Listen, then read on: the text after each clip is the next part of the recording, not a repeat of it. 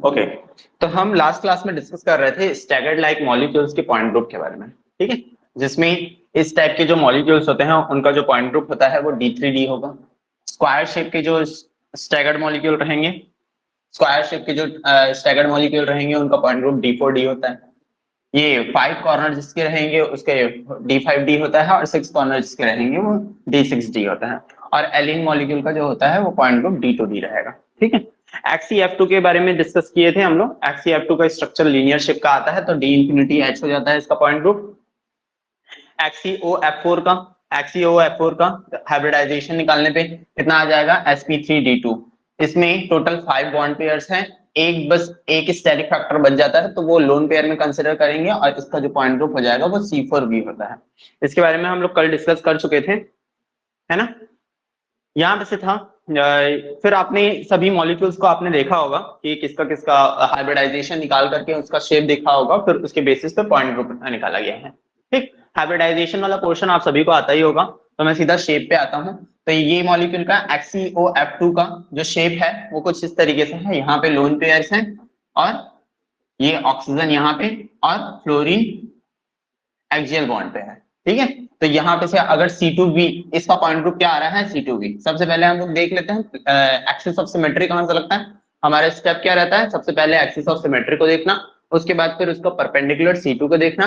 Perpendicular C2 अगर मिल जाता है तो D से स्टार्ट होता है पॉइंट ग्रुप, और अगर परपेंडिकुलर C2 नहीं मिलता तो फिर C से स्टार्ट होता है पॉइंट ग्रुप, ठीक है। इन दोनों को देखने के बाद हम लोगों को हॉरिजॉन्टल प्लेन देखना पड़ता है, या फिर आप वर्टिकल प्लेन देखिए, कोई भी सा प्लेन देखिए। अगर हॉरिजॉन्टल प्लेन प्रेजेंट हो जाता है मॉलिक्यूल में, तो उसका जो पॉइंट ग्रुप होगा उसमें H आ जाएगा, ठीक है। तो इसमें वही चीज हम लोग देखेंगे। इस एक्सिस से अगर एक्स एक्सिस से देखा जाए तो हम लोगों को C2 देखने को मिल जाएगा, ठीक है। 180 डिग्री का रोटेशन देंगे तो यहाँ पे से C2 देखने को मिल जाएगा हम लोगों को। अगर यहाँ पे से C2 देखने को मिल गया, उसके बाद फिर एक वर्टिकल प्लेन ऐसे और एक वर्टिकल प्लेन ऐसे करके डाला जा सकता है। वर्टिकल प्लेन कौन सा वाला, ZX वाला वर्टिकल प्लेन, और एक XY वाला वर्टिकल प्लेन डाला जा सकता है इस मॉलिक्यूल में। तो इसलिए इसका मॉलिक्यूल का जो पॉइंट ग्रुप होगा वो C2b हो जाएगा, ठीक है। वैसे ही XeO2F4 का जो स्ट्रक्चर होता है वो कुछ इस शेप का दिखता है, ठीक है, इस टाइप के शेप का दिखता है। इसके अलावा हाँ, इसका शेप कुछ इस टाइप का दिखता है, इस तरीके का दिखेगा, ठीक है। अच्छा, यहाँ पे वो भी कॉन्सेप्ट लगता है ना, बेंट रूल वाला कॉन्सेप्ट भी लगता है। बेंट रूल के अकॉर्डिंग क्या होता है, एक्सियल बॉन्ड्स में मतलब जहां पे इलेक्ट्रोनेगेटिव एलिमेंट ज्यादा जाएगा वहां पे परसेंटेज एस कैरेक्टर कम हो जाता है, ठीक है। तो हालांकि जब हम लोग ये डिसाइड ना कर पाए कि मतलब जो एटम्स रहते हैं वो इस तरीके से रहते हैं उस मॉलिक्यूल में, सो दैट कि इनकी सिमेट्री डिसाइड ना हो पाए, तो फिर मोस्ट सिमेट्रिकल स्ट्रक्चर ही उसका स्ट्रक्चर बन पाता है। जैसे कि इसमें ऑक्सीजन सिर्फ दो ही है, तो फिर ऑक्सीजन ऊपर और नीचे आएगा। हालांकि देखा जाए तो फ्लोरीन क्या है, ज्यादा इलेक्ट्रोनेगेटिव है कंपेयर टू ऑक्सीजन, ठीक है। बट फिर भी फ्लोरीन एक्सियल बॉन्ड्स में आता है, इक्वेटोरियल बॉन्ड्स में आता है, एक्सियल बॉन्ड में ना आकर के इक्वेटोरियल बॉन्ड्स में आता है, क्योंकि ऐसे अगर अरेंजमेंट होता है मॉलिक्यूल के बाद तो सिमेट्रिकल ज्यादा हो जाता है स्ट्रक्चर, तो इसलिए ये वाली सिमेट्री में रहता है मॉलिक्यूल, ठीक है। ओवरऑल इस मॉलिक्यूल का अगर पॉइंट ग्रुप देखा जाए तो ये क्या हो जाएगा, अब यहाँ पे से क्या लग सकता है, इस डायरेक्शन से, Z डायरेक्शन से, मतलब Z एक्सिस से C4 लगाया जा सकता है। तो इस मॉलिक्यूल में यहाँ पे से C4 लग गया। अब C4 के परपेंडिकुलर हम लोगों को देखना है C2 है क्या, तो हम देखेंगे कि यहाँ पे से भी C2 प्रेजेंट है, X डायरेक्शन से, मतलब X एक्सिस से भी C2 प्रेजेंट है, और Y एक्सिस से भी C2 प्रेजेंट है। तो इसका जो पॉइंट ग्रुप स्टार्ट हो जाएगा D4 से होगा, ठीक है। इसके अलावा हम लोगों को प्लेन देखना पड़ेगा, तो प्लेन हॉरिजॉन्टल प्लेन प्रेजेंट है, इसलिए इसका पॉइंट ग्रुप क्या हो जाएगा, D4H हो जाएगा। तो ज्यादा कुछ देखना नहीं है, 2 से 3 स्टेप में हम लोगों का पॉइंट ग्रुप निकल जाता है, ठीक। वैसे ही ये सभी स्ट्रक्चर हैं, अब सिर्फ स्ट्रक्चर आपको देखने की जरूरत है, बाकी आप पॉइंट ग्रुप खुद से निकाल लेंगे। ये इसका तो सीसॉ शेप का खुद ही दिख रहा है, ये तो सीसॉ शेप का दिख रहा है, तो फिर C2b पॉइंट ग्रुप हो जाएगा। ये टेट्राहेड्रल शेप का दिख रहा है तो TD हो जाएगा इसका पॉइंट ग्रुप। SF4 भी खुद सीसॉ शेप का होता है, तो इसका पॉइंट ग्रुप C2b हो जाएगा। इसके बारे में हम लोग डिस्कस कर चुके हैं, है ना, सीसॉ शेप के बारे में। वैसे ही इसका शेप क्या है, बैंड टाइप का शेप है, बैंड शेप है तो C2b होता है। जैसे कि वाटर मॉलिक्यूल का C2b होता है, वैसे ही इसका भी बैंड शेप है, तो फिर इसका भी क्या हो जाएगा, पॉइंट ग्रुप C2b हो जाएगा। वैसे ही I3 नेगेटिव का शेप क्या होता है, लीनियर होता है, तो D इंफिनिटी H हो जाएगा इसका पॉइंट ग्रुप, ठीक है। SF6 का शेप क्या होता है, ऑक्टाहेड्रल शेप का होता है, तो OH पॉइंट ग्रुप हो जाएगा। ClF3 का T शेप होता है तो C2V हो जाएगा, ठीक। BrF2 का शेप बैंड शेप का होता है तो फिर C2V हो जाएगा। तो ऐसे ऐसे सभी मॉलिक्यूल्स रहेंगे। हाँ, इसका शेप थोड़ा सा डिफरेंट रहता है, डिस्टॉर्टेड ऑक्टाहेड्रल शेप का रहता है ना, इसको याद रखिएगा, डिस्टॉर्टेड ऑक्टाहेड्रल शेप का रहता है। XeF6 का XeF6 का अगर स्टेरिक फैक्टर निकालेंगे, यहाँ पे देखिए 8 इसका हो जाएगा और 6 फ्लोरीन का, ठीक है। ओवरऑल कितना हो जाएगा 14, ओवरऑल कितना हो जाएगा 7, ठीक है। 7 इसका स्टेरिक फैक्टर है, 6 बस इसके क्या हो गए बॉन्ड पेयर्स है। तो एक स्टेरिक फैक्टर बच गया, तो एक ही steric factor as a lone pair present रहता है। तो लोन पेयर किस तरीके से, इस तरीके से लोन पेयर प्रेजेंट नहीं रहता, ये इसका शेप कुछ इस तरीके से देखने को मिलता है हमको, जिसमें लोन पेयर इन तीनों के फेज के बीच में से गुजरता है, ठीक है, इन तीनों के फेज के बीच में से गुजरता है, जिसकी वजह से इसका शेप थोड़ा सा मतलब ये वाले जो बॉन्ड्स रहते हैं वो थोड़े से टिल्ट हो जाते हैं, ठीक है। ये सभी जो बॉन्ड्स रहते हैं वो सभी टिल्ट हो जाते हैं, तो टिल्ट होने की वजह से इसका जो पॉइंट ग्रुप होगा वो C3 भी आ जाएगा, कुछ इस तरीके से इसका शेप दिखेगा, ठीक। वैसे ही IF7 का शेप इस तरीके से रहेगा, पेंटागोनल बाइपिरामिडल पेंटागोनल बाइपिरामिडल के शेप में हम लोगों का पॉइंट ग्रुप क्या आ जाता है D5H। तो ऐसे ऐसे केमिकल बॉन्डिंग के कुछ मॉलिक्यूल्स हैं जिनका स्ट्रक्चर देखना है और स्ट्रक्चर के बेसिस पे हम लोगों को पॉइंट ग्रुप निकालना था। तो आई होप कि आप सभी ने इस चीज को देखा होगा। हम साइक्लोहेक्सेन के बारे में डिस्कस करने वाले थे नेक्स्ट क्लास में, तो वहीं से स्टार्ट करेंगे, ठीक है। एक्लिप्स्ड इथेन के बारे में हम लोगों ने डिस्कस कर लिया था, स्टैगर्ड इथेन के बारे में भी डिस्कस कर लिया था। एक्लिप्स्ड इथेन के केस में क्या आता था पॉइंट ग्रुप D3H, वही स्टैगर्ड इथेन के केस में क्या आता था D3D, ठीक। साइक्लोहेक्सेन के बारे में डिस्कशन करने वाले थे। तो लास्ट क्लास में हम लोग ये देखे थे कि साइक्लोहेक्सेन का शेप कैसा होता है, उस चीज को जानने की कोशिश कर रहे थे, ठीक है। तो उस चीज के लिए एक और तरीका है उसको जानने का। हाँ बताइए। अगर BF3 में जो हाइड्रोजन है वो अगर एबव द प्लेन आ जाए तो कौन सा पॉइंट ग्रुप होगा? कहाँ पे BF3 में? अगर BF3 में क्लोरीन जो है वो एबव द प्लेन, अच्छा ऐसे हो जाए बोल रहे हैं,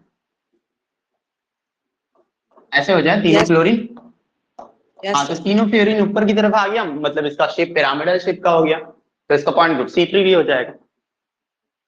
सर अमोनिया जैसे बन जाएगा?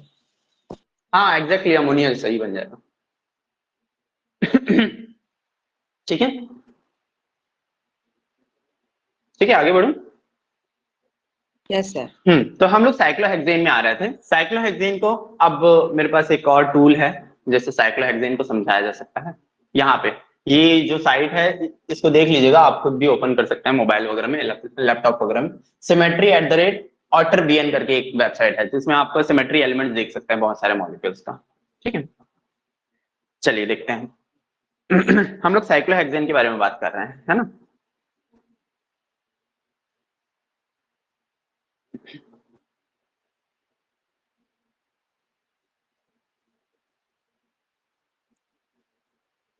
साइक्लोहेक्सेन इसी में था ये। साइक्लोहेक्सेन का चेयर फॉर्म कुछ इस तरीके से दिखता है, देखिए दिख रहा है क्या सबको क्लियर अच्छे से? देखिए मैं दिखा रहा हूं इसको ना, इसको रोटेट भी किया जा सकता है, ये देखिए। मैं पहले आपको दिखाता हूं कि नॉर्मली हम लोग कॉपी में कैसे बनाते हैं साइक्लोहेक्सेन को। कॉपी में इस तरीके से बनता है साइक्लोहेक्सेन,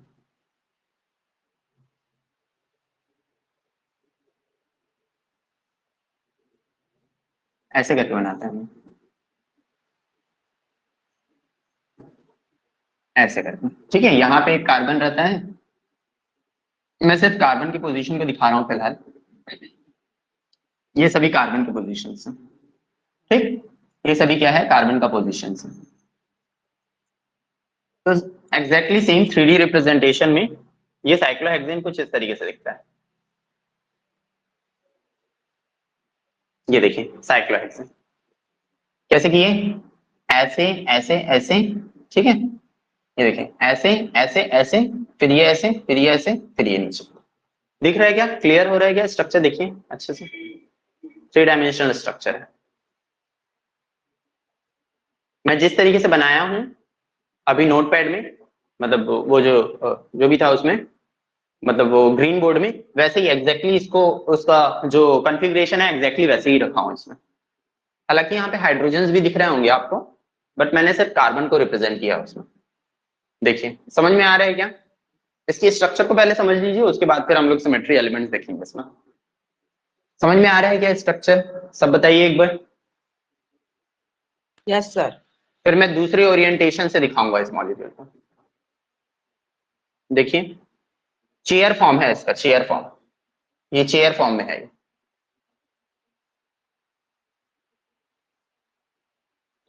साइक्लोहेक्सेन मोस्टली हम लोग कैसे देखते हैं? ऐसे करके देखते हैं, ठीक है। साइक्लोहेक्सेन को अगर नॉर्मली मुझे बनाना है साइक्लोहेक्सेन, तो मैं ऐसे करके बना देता हूं, ठीक है। साइक्लोहेक्सेन को एक्चुअल में ये चेयर फॉर्म में एग्जिस्ट करता है, साइक्लोहेक्सेन को हम लोग ऐसे करके बना देते हैं, ऐसे ऐसे।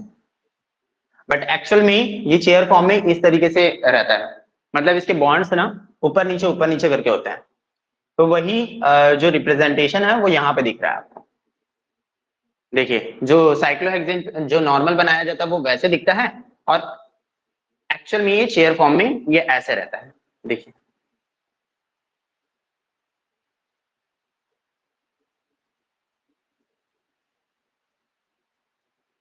दिख रहा है क्या सबको?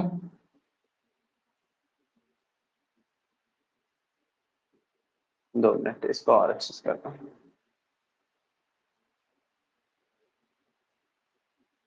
ये देखिए एक के पीछे एक को मैं छुपा करके रखा हूं, चेयर फॉर्म। ये फिर ये फिर ये फिर ये। समझ में आ गया क्या? बताइए। जी सर। Yes sir. ठीक है, चेयर फॉर्म ऐसा दिखता है। तो आपको क्लियर हो गया होगा कि साइक्लोहेक्सेन किस तरीके से दिखता है, ठीक है।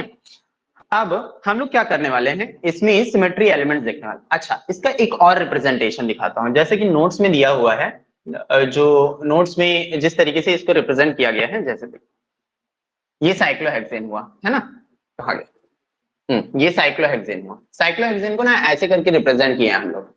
अब ये एक्चुअल में इस तरीके का रिप्रेजेंटेशन किस तरीके से देखेंगे हम लोग, उसको 3 डायमेंशन में देखिए।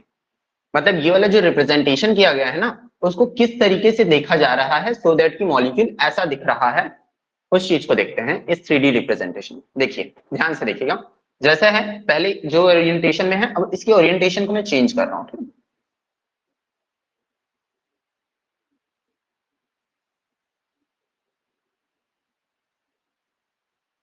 ये देखिए, मतलब मैं ऊपर से देख रहा हूँ इस मॉलिक्यूल को, ठीक है, ऊपर से देख रहा हूँ। तो ऊपर से देखूंगा मॉलिक्यूल को, तो ये कुछ किस तरीके से दिखेगा। मैं थोड़ा सा इसको सीधा लेकर के आ जाता हूँ। देखिए आपको ये पता होगा, अब पता चल गया होगा कि ये वाला कार्बन, ये वाला कार्बन और ये वाला कार्बन, ये तीनों ही कार्बन ना अबव द प्लेन है, मतलब थोड़ी ऊपर की तरफ है।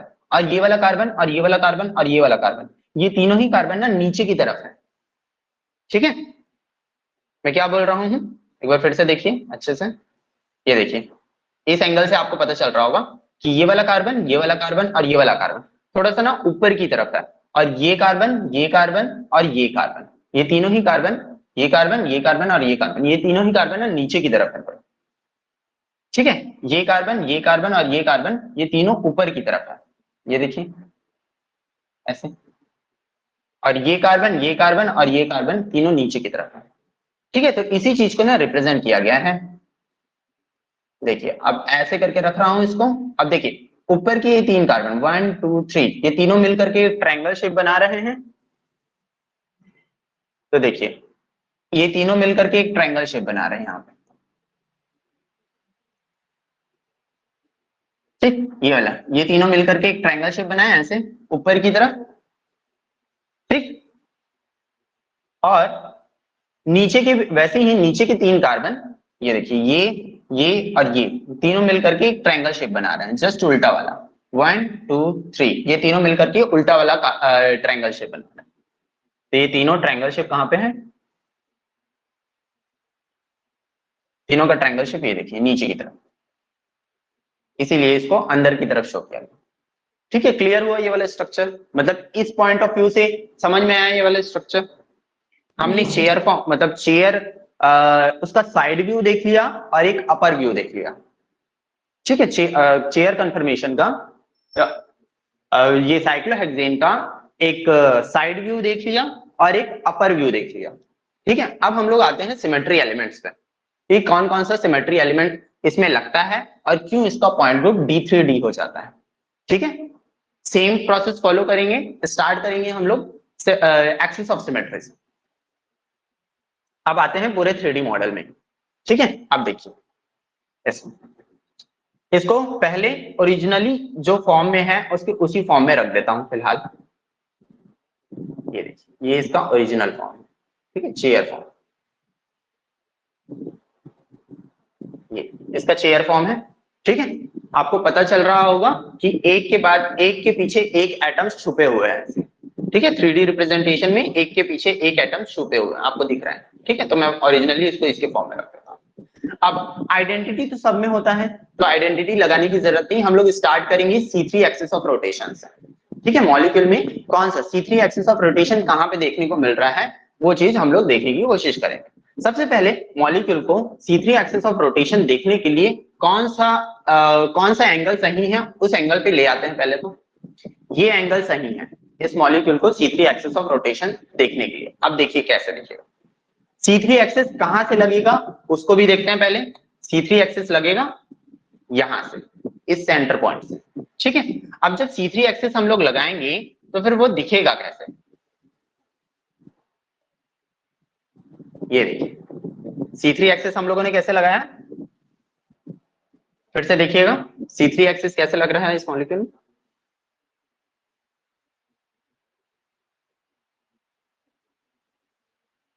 सर वाई एक्सिस से लगा रहे हैं क्या? हाँ वाई अभी एक्सिस से फिलहाल लगा रहे हैं? वाई एक्सिस, हाँ वाई एक्सिस से ही लग रहा है ऐसे। वाई एक्सिस से सर लगेगा तभी वाला मॉलिक्यूल ऐसे रोटेशन करेगा, है ना।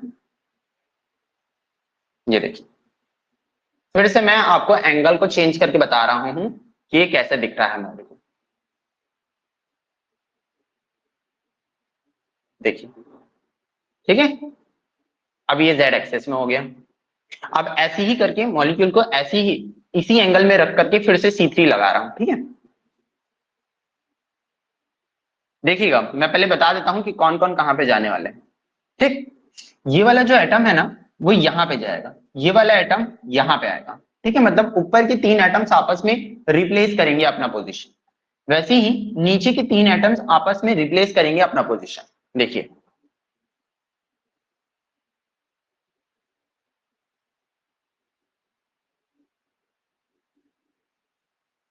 हो गया, रिप्लेस किया ना।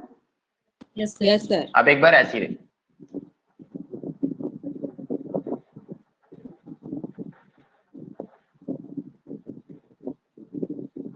ठीक है, दिख गया C3, हो गया ना C3, समझ में आ गया ना सबको C3।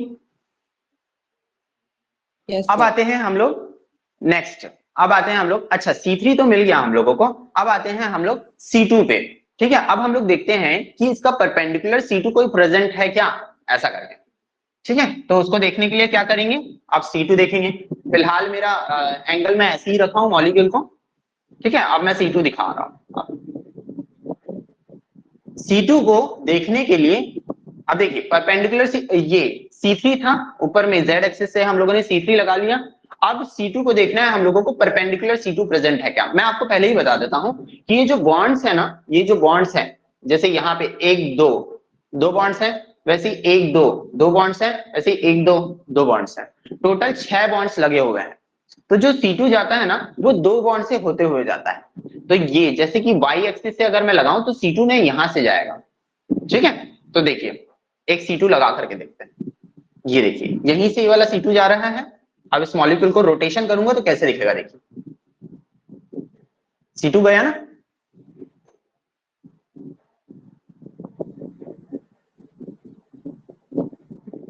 दिख गया क्या C2। Yes sir. ठीक, C2 दिख गया, समझ में आ गया। चलिए एक और C2 देख लेते हैं। देखिए अब दूसरा वाला C2 इस वाले बॉन्ड से और इस वाले अपोजिट बॉन्ड से होता हुआ जाता है, तो उसका एंगल ऑफ मतलब जब रोटेट करेंगे तो वो कैसे दिखेगा, देखिए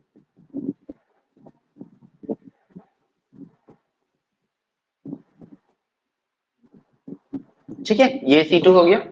लास्ट एक और C2 होता है, जो कि लास्ट वाले जो दो बॉन्ड्स बच गए हैं उन लोगों के बीच से जाता है। तो मॉलिक्यूल इस तरीके से रोटेट, ठीक है। हमने देख लिया मॉलिक्यूल में, साइक्लोहेक्सेन मॉलिक्यूल में एक C3 है और दो C2 है, एक C3 है और 3 परपेंडिकुलर C2 है। इससे इसका मतलब क्या हुआ, जो मॉलिक्यूल का पॉइंट ग्रुप स्टार्ट होगा वो कहां से होगा, D से होगा, ठीक है। और उसमें प्रिंसिपल एक्सिस ऑफ रोटेशन कौन सा था, 3 था, मतलब C3 था, तो D3 से स्टार्ट होगा पॉइंट ग्रुप, ठीक है। अब हम लोग आते हैं कि इस मॉलिक्यूल में प्लेन कौन सा प्रेजेंट है।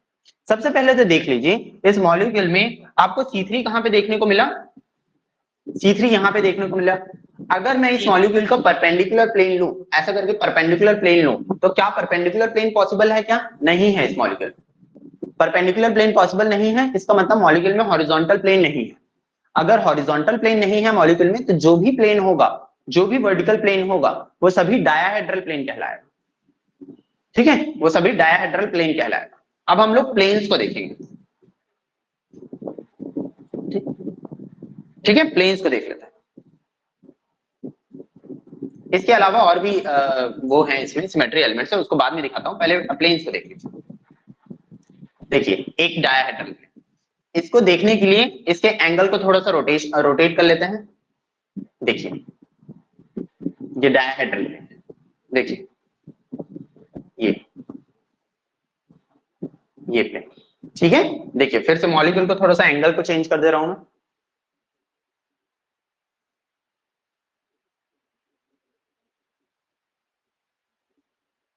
मतलब मॉलिक्यूल में बीच से कट रहा है, बीच से, ये वाला मॉलिक्यूल बीच से कट रहा है, तो आगे का रिफ्लेक्शन, आगे का जो मॉलिक्यूल है उसका रिफ्लेक्शन पीछे की तरफ दिख रहा है।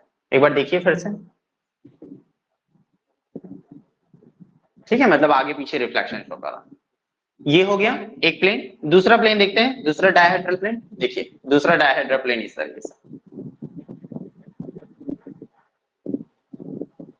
ठीक है। और तीसरा डायहेड्रल प्लेन, देखिए, ठीक है, तीसरा डायहेड्रल प्लेन,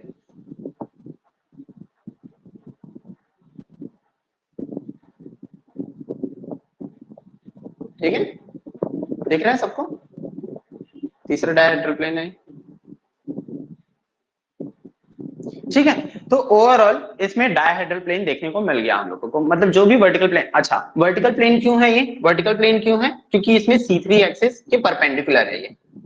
देखिए C3 एक्सिस कहां से जा रहे हैं, यहीं से जा रहे हैं, और प्लेन भी यहीं पे लग रहे हैं, तो जितने भी प्लेन्स लगेंगे ना वो इसके पैरेलल ही रहेंगे। देखिए ये एक डायहेड्रल प्लेन हो गया, दूसरा डायहेड्रल प्लेन भी वहीं पे है, और तीसरा डायहेड्रल प्लेन भी यहीं पे। तो देखिए C3 यहीं से लग रहा था मॉलिक्यूल में, और डायहेड्रल प्लेन्स भी यहीं पे लग रहे हैं, ठीक है, क्लियर।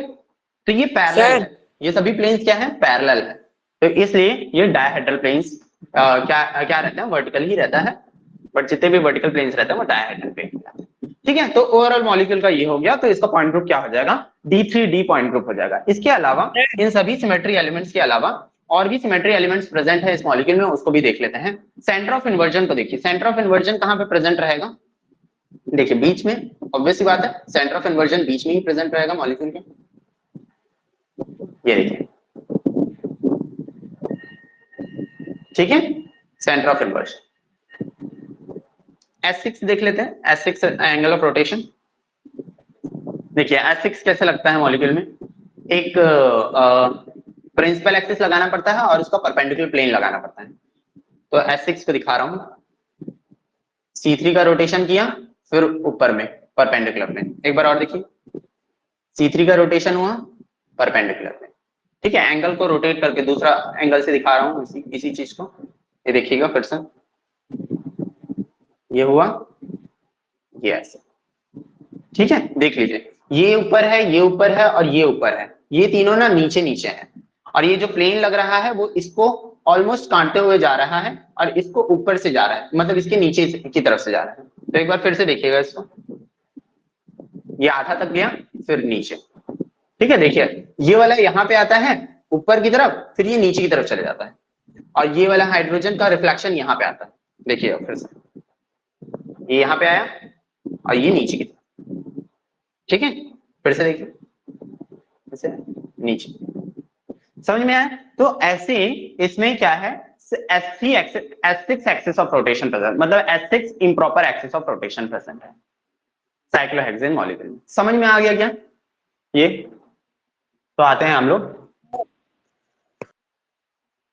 चले।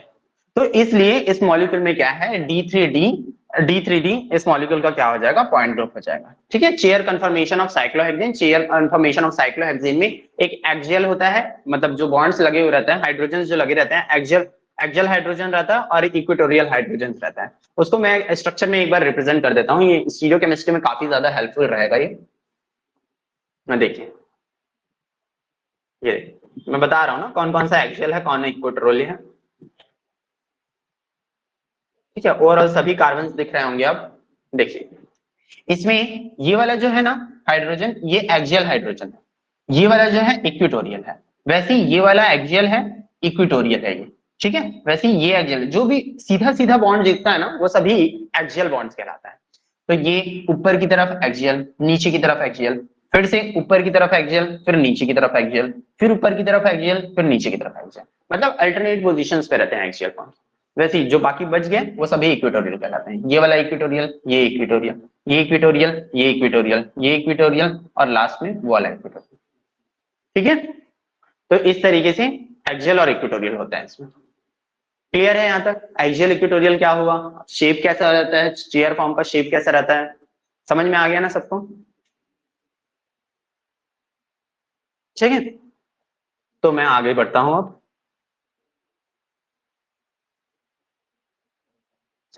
तो ये वेबसाइट से आप देख सकते हैं कोई भी सब मॉलिक्यूल का, और भी बहुत सारे मॉलिक्यूल्स हैं, उसके शेप्स आप मतलब सिमेट्री एलिमेंट्स देख सकते हैं। अब हम लोग आगे बढ़ते हैं अपने चैप्टर में। देखिए, अब 1 क्लोरो साइक्लोहेक्सेन है, 1 क्लोरो साइक्लोहेक्सेन में हम लोगों को पॉइंट ग्रुप देखना है। तो 1 क्लोरो साइक्लोहेक्सेन का स्ट्रक्चर कुछ इस तरीके से दिखता है, और इसमें सिर्फ एक प्लेन लगाया जा सकता है इस मॉलिक्यूल में।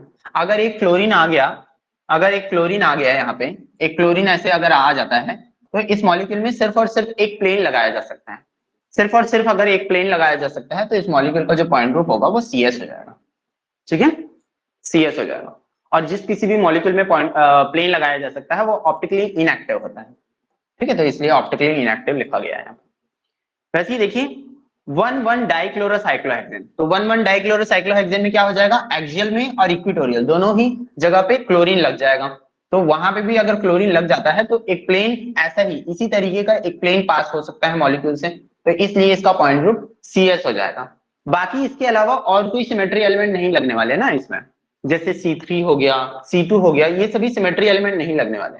आपको पता चल गया होगा कि C3 ना यहीं से लग रहा था, तो यहीं से लग रहा था, तो ये वाला कार्बन और ये वाला कार्बन आपस में प्लेस को इंटरचेंज करते थे। ठीक है, बट क्योंकि यहाँ पे यहीं पे बस क्लोरीन लगा हुआ है, तो ये जब प्लेस इंटरचेंज करने जाएगा तो ये क्लोरीन हाइड्रोजन का प्लेस को रिप्लेस करेगा, तो इसलिए इसमें C3 नहीं लग सकता। वैसे ही C2 कहां से लगता था, अपोजिट एजेस से लगता था, मतलब अपोजिट बॉन्ड्स के बीच में से लगता था। तो ये जब मॉलिक्यूल रोटेट करेगा ऐसे करके, ऐसे करके, तो ये वाला कार्बन यहाँ पे आ जाएगा और ये वाला कार्बन यहाँ पे चले जाएगा, है ना? ऐसे करके रोटेशन करेगा तो C2 एक्सिस भी नहीं लग पाएगा, तो इसमें सिर्फ और सिर्फ ना प्लेन लग पाता है, तो इसलिए इसका पॉइंट ग्रुप CS हो जाएगा। ठीक, इसमें बताया गया है एक्चुअल में कि कौन कौन से पोजीशन में क्या क्या एक्सियल होता है, तो क्या होता है, ट्रांस होता है, सिस होता है, ऐसा करके। तो मैं उसको एकदम शॉर्ट मतलब क्लियरली बता दे रहा हूँ, इतना लंबा ना जा करके, कौन कौन सा कैसे कैसे रहता है। जैसे साइक्लोहेक्सेन है ऐसा, ठीक है, यहाँ पे ये साइक्लोहेक्सेन, यहाँ पे बोला गया है कौन कौन सा पोजीशन दिखाया गया पहले देख लेते हैं, 1, 2, 1, 4 और 1, 3। ठीक, कौन कौन सा कैसे कैसे रहता है ये देखिए। 1, 2 पोजीशन में बोला गया है, 1 पोजीशन और ये 2 पोजीशन। ठीक है, कोई भी सा एक 1 पोजीशन ले लिए, 2 पोजीशन ले लीजिए। तो अगर ये दोनों एक्सियल है, एक्सियल बोलने का मतलब सीधा सीधा बॉन्ड रहेगा ना, और अल्टरनेट पोजीशन में एक्सियल बॉन्ड्स रहता है। जैसे ये वाला एक्सियल ऊपर की तरफ हो गया, ये वाला एक्सियल नीचे की तरफ, ये वाला एक्सियल ऊपर की तरफ होगा, वैसे ये वाला एक्सियल नीचे की तरफ, वैसे ये वाला एक्सियल ऊपर की तरफ, तो ये वाला एक्सियल नीचे की तरफ। ठीक है, ऐसे। इक्वेटोरियल्स को कैसे रिप्रेजेंट करते हैं, ऐसे। ऐसे ऐसे ऐसे ऐसे और ये ऐसे, ठीक है, ये सभी इक्वेटोरियल्स हैं। हाँ, तो बोला क्या जा रहा है कि वन टू एक्सियल क्या होता है, एक दूसरे के सिस होते हैं कि ट्रांस होता है, ठीक है, जैसे कि ये है वन टू एक्सियल बोला जा रहा है, वन पोजीशन पे एक्सियल, सेकंड पोजीशन पे एक्सियल। तो ये जब नॉर्मल साइक्लोहेक्सेन बनाएंगे आप, तो इसमें जब मॉलिक्यूल्स को ट्रांस शो करेंगे कि सिस शो करेंगे, तो यहाँ पे एक बॉन्ड रहेगा, मतलब यहाँ पे एक CH3, इसको CH3 मान लीजिए, तो यहाँ पे एक CH3 है और यहाँ पे एक CH3 है, तो ये दोनों, इसका जो रिप्रेजेंटेशन होगा इस वाले फिगर में वो कैसा रहेगा, ये दोनों ट्रांस शो करोगे कि सिस शो करोगे, तो ये दोनों एक्चुअल में ट्रांस रहता है, ठीक है। अगर आप इसको वेज से शो कर रहे हो तो इसको डैश से शो करो, ऐसा है, ठीक है। इसको एकदम आसान तरीका इसको समझने का ये है कि आप ना इसके साइड को देखिए, ये दोनों अगर एक साइड में है तो सिस रहेंगे, दोनों अपोजिट साइड में है तो ट्रांस रहेंगे। जैसे कि देखिए, ये ऊपर की तरफ फेस कर रहा है, ये नीचे की तरफ फेस कर रहा है, तो ये ट्रांस हो गया, ठीक है। आप देखिए, इसी को अगर मुझे सिस बनाना है, तो ये ऊपर की तरफ फेस कर रहा है, ये भी ऊपर की तरफ फेस कर रहा है, तो ये दोनों सिस हो जाएंगे, ठीक है, ये दोनों क्या हो जाएंगे, सिस हो जाएंगे। बट इसका पोजीशन क्या है, ये एक्सियल है और ये इक्वेटोरियल है, तो उसी चीज को लिखा गया है वन टू एक्सियल एक्सियल जो होता है, वन टू एक्सियल एक्सियल जो होता है वो ट्रांस रहता है, ठीक है। वैसे ही वन टू इक्वेटोरियल जो होता है वो भी ट्रांस रहता है। जैसे देखिए इसमें वन टू इक्वेटोरियल इक्वेटोरियल, तो इक्वेटोरियल इक्वेटोरियल देखिए, ये नीचे की तरफ है, ये ऊपर की तरफ है, तो ये दोनों डिफरेंट डिफरेंट तरफ फेस कर रहे हैं ना, ये एक ऊपर की तरफ फेस कर रहा है, एक नीचे की तरफ, तो ये क्या हो जाएगा, ट्रांस हो जाएगा। जो नॉर्मल जब हम लोग साइक्लोहेक्सेन बनाएंगे ना, जो 2 डायमेंशनल साइक्लोहेक्सेन बनाएंगे, तो उसमें वो ट्रांस शो करेंगे उसका। वैसे ही एक्सियल इक्वेटोरियल जो होता है वो सिस होता है, देख लीजिए, एक्सियल और इक्वेटोरियल दोनों सेम साइड में फेस करेंगे। अब चाहे आप इसको इक्वेटोरियल बनाए या फिर इसको एक्सियल बनाए, दोनों ही केस में क्या हो जाएगा, ये सिस रहेगा। तो ये वाला सिस कॉन्फ़िगरेशन है, ये वाला ट्रांस कॉन्फ़िगरेशन है, ये सिस कॉन्फ़िगरेशन है, और ये वाला भी ट्रांस कॉन्फ़िगरेशन, ठीक है। ये क्या है, 1-2 पोजीशन के लिए है। वैसे ही 1-4 पोजीशन के लिए भी यही वैलिड रहता है। 1-4 पोजीशन में कैसा,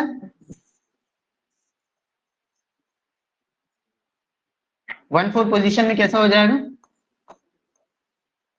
1-4 पोजीशन में एक एक्सियल यहाँ पे बना रहा हूं तो दूसरा एक्सियल यहाँ पे, ठीक है। देखिए एक्सियल एक्सियल है, दोनों अपोजिट साइड फेस कर रहे हैं, तो ये क्या हो जाएगा, जब नॉर्मल साइक्लोहेक्सेन बनाऊंगा 2 डायमेंशनल वाला, तो 1-4 पोजीशन, एक 1 यहाँ पे, 1 2 3 4, फोर्थ वाले कार्बन पे एक और क्लोरीन, तो इन दोनों जब मैं रिप्रेजेंट करूंगा नॉर्मल साइक्लोहेक्सेन में इसकी स्टीरियोकेमिस्ट्री के साथ, तो फिर मैं क्या करूंगा, इन दोनों को ट्रांस शो करूंगा। अगर इसको वेज में शो कर रहा हूं तो इसको डैश में शो करूंगा, ठीक है।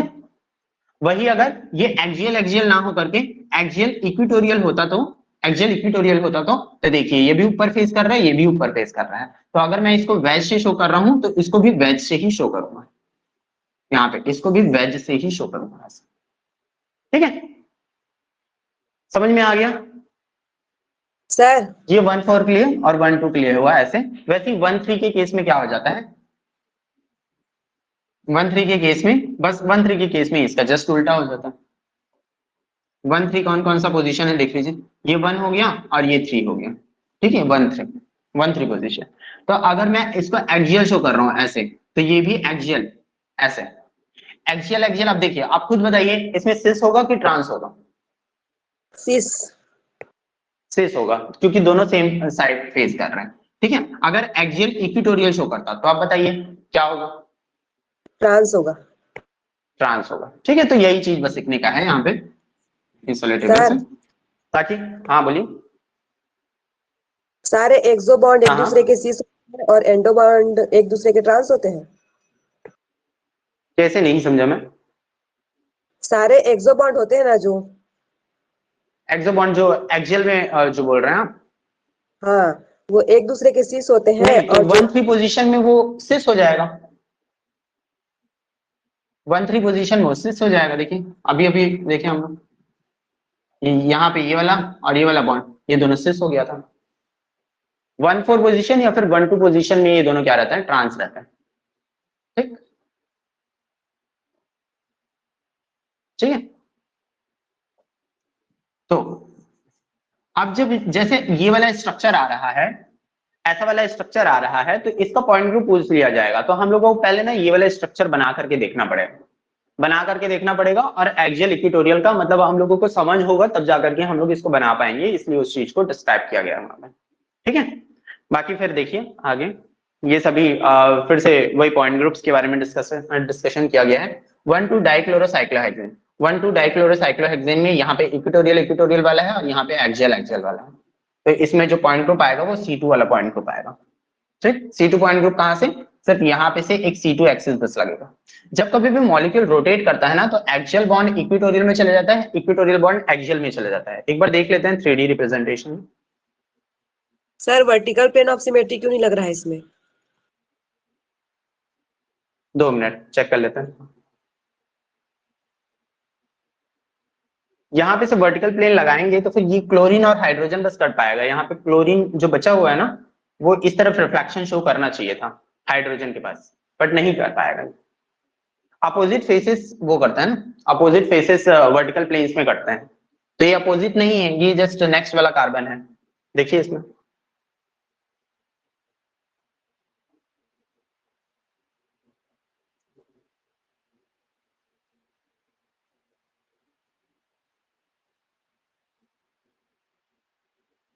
ये देखिए,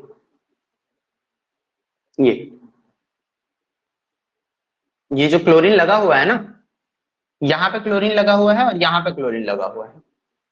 तो वर्टिकल प्लेन जब मैं लगाऊंगा, वर्टिकल प्लेन कहाँ पे से, मतलब डायहेड्रल प्लेन जैसे मैं लगाऊंगा, तो इनमें से कोई भी सा एक डायहेड्रल प्लेन बोलते हैं। ठीक है, जैसे ये एक प्लेन लगाया, या फिर ये वाला प्लेन ले लूंगा, हाँ ये वाला, हाँ ये देखिए ये वाला प्लेन जब मैं लगाऊंगा, तो ये वाला जो क्लोरीन है वो तो यहाँ पे रिफ्लेक्शन शो करना चाहिए था, बट नहीं कर पा रहा है। जो भी क्लोरीन कटेगा वो यहाँ पे का क्लोरीन कटेगा और यहाँ पे का हाइड्रोजन कटेगा। ठीक है, यहाँ पे का क्लोरीन बच जाएगा, तो यहाँ पे इसको रिफ्लेक्शन शो करना चाहिए था, बट जो कि वो नहीं कर पाएगा, है ना, इसलिए। क्लियर? इसके अलावा मैं C2 के बारे में बात कर रहा था। देखिए C2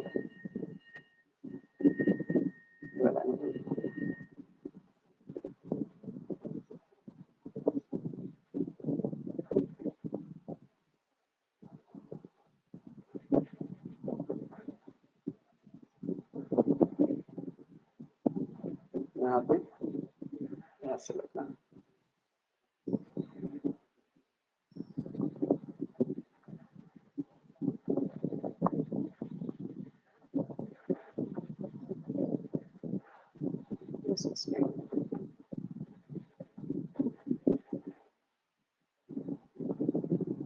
ये इस तरीके से ये C2 लग रहा है यहाँ पे।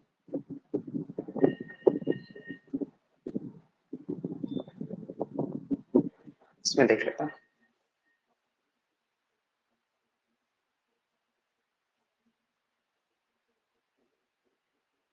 ये यहाँ पे देखिए, सर यस सर। क्या चीज देखे हम लोग यहाँ पे C2 symmetry element. C2 symmetry element कैसे लग रहा था, इक्वेटोरियल वाला इक्वेटोरियल को रिप्लेस कर दे रहा है, वैसे ही एक्सियल वाला एक्सियल वाले क्लोरीन को रिप्लेस कर रहा है। बोथ आर ऑप्टिकली एक्टिव, ये दोनों ही जो कंपाउंड्स हैं वो ऑप्टिकली एक्टिव होंगे। क्यों ऑप्टिकली एक्टिव होंगे, क्योंकि इसमें ना ही सिग्मा और ना ही आई सेंटर ऑफ मतलब ये centre of inversion, centre of symmetry, और ना ही प्लेन ऑफ सिमेट्री, दोनों ही नहीं लग रहा है इस मॉलिक्यूल में, इसलिए ये ऑप्टिकली एक्टिव होगा ये वाला कंपाउंड।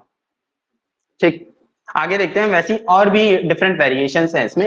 1,1 डाइक्लोरोसाइक्लोहेक्सेन में सिग्मा मतलब CS होता है पॉइंट ग्रुप उसका, उसमें प्लेन ऑफ सिमेट्री देखने को मिल जाएगा। जैसे ये वाला है, इसको हम लोगों ने अभी अभी डिस्कस कर लिया था। ये क्लोरीन, यहीं पे क्लोरीन लगा हुआ था, एक प्लेन यहाँ पे से चले जाता है ऐसे करके, जो मॉलिक्यूल को काटता।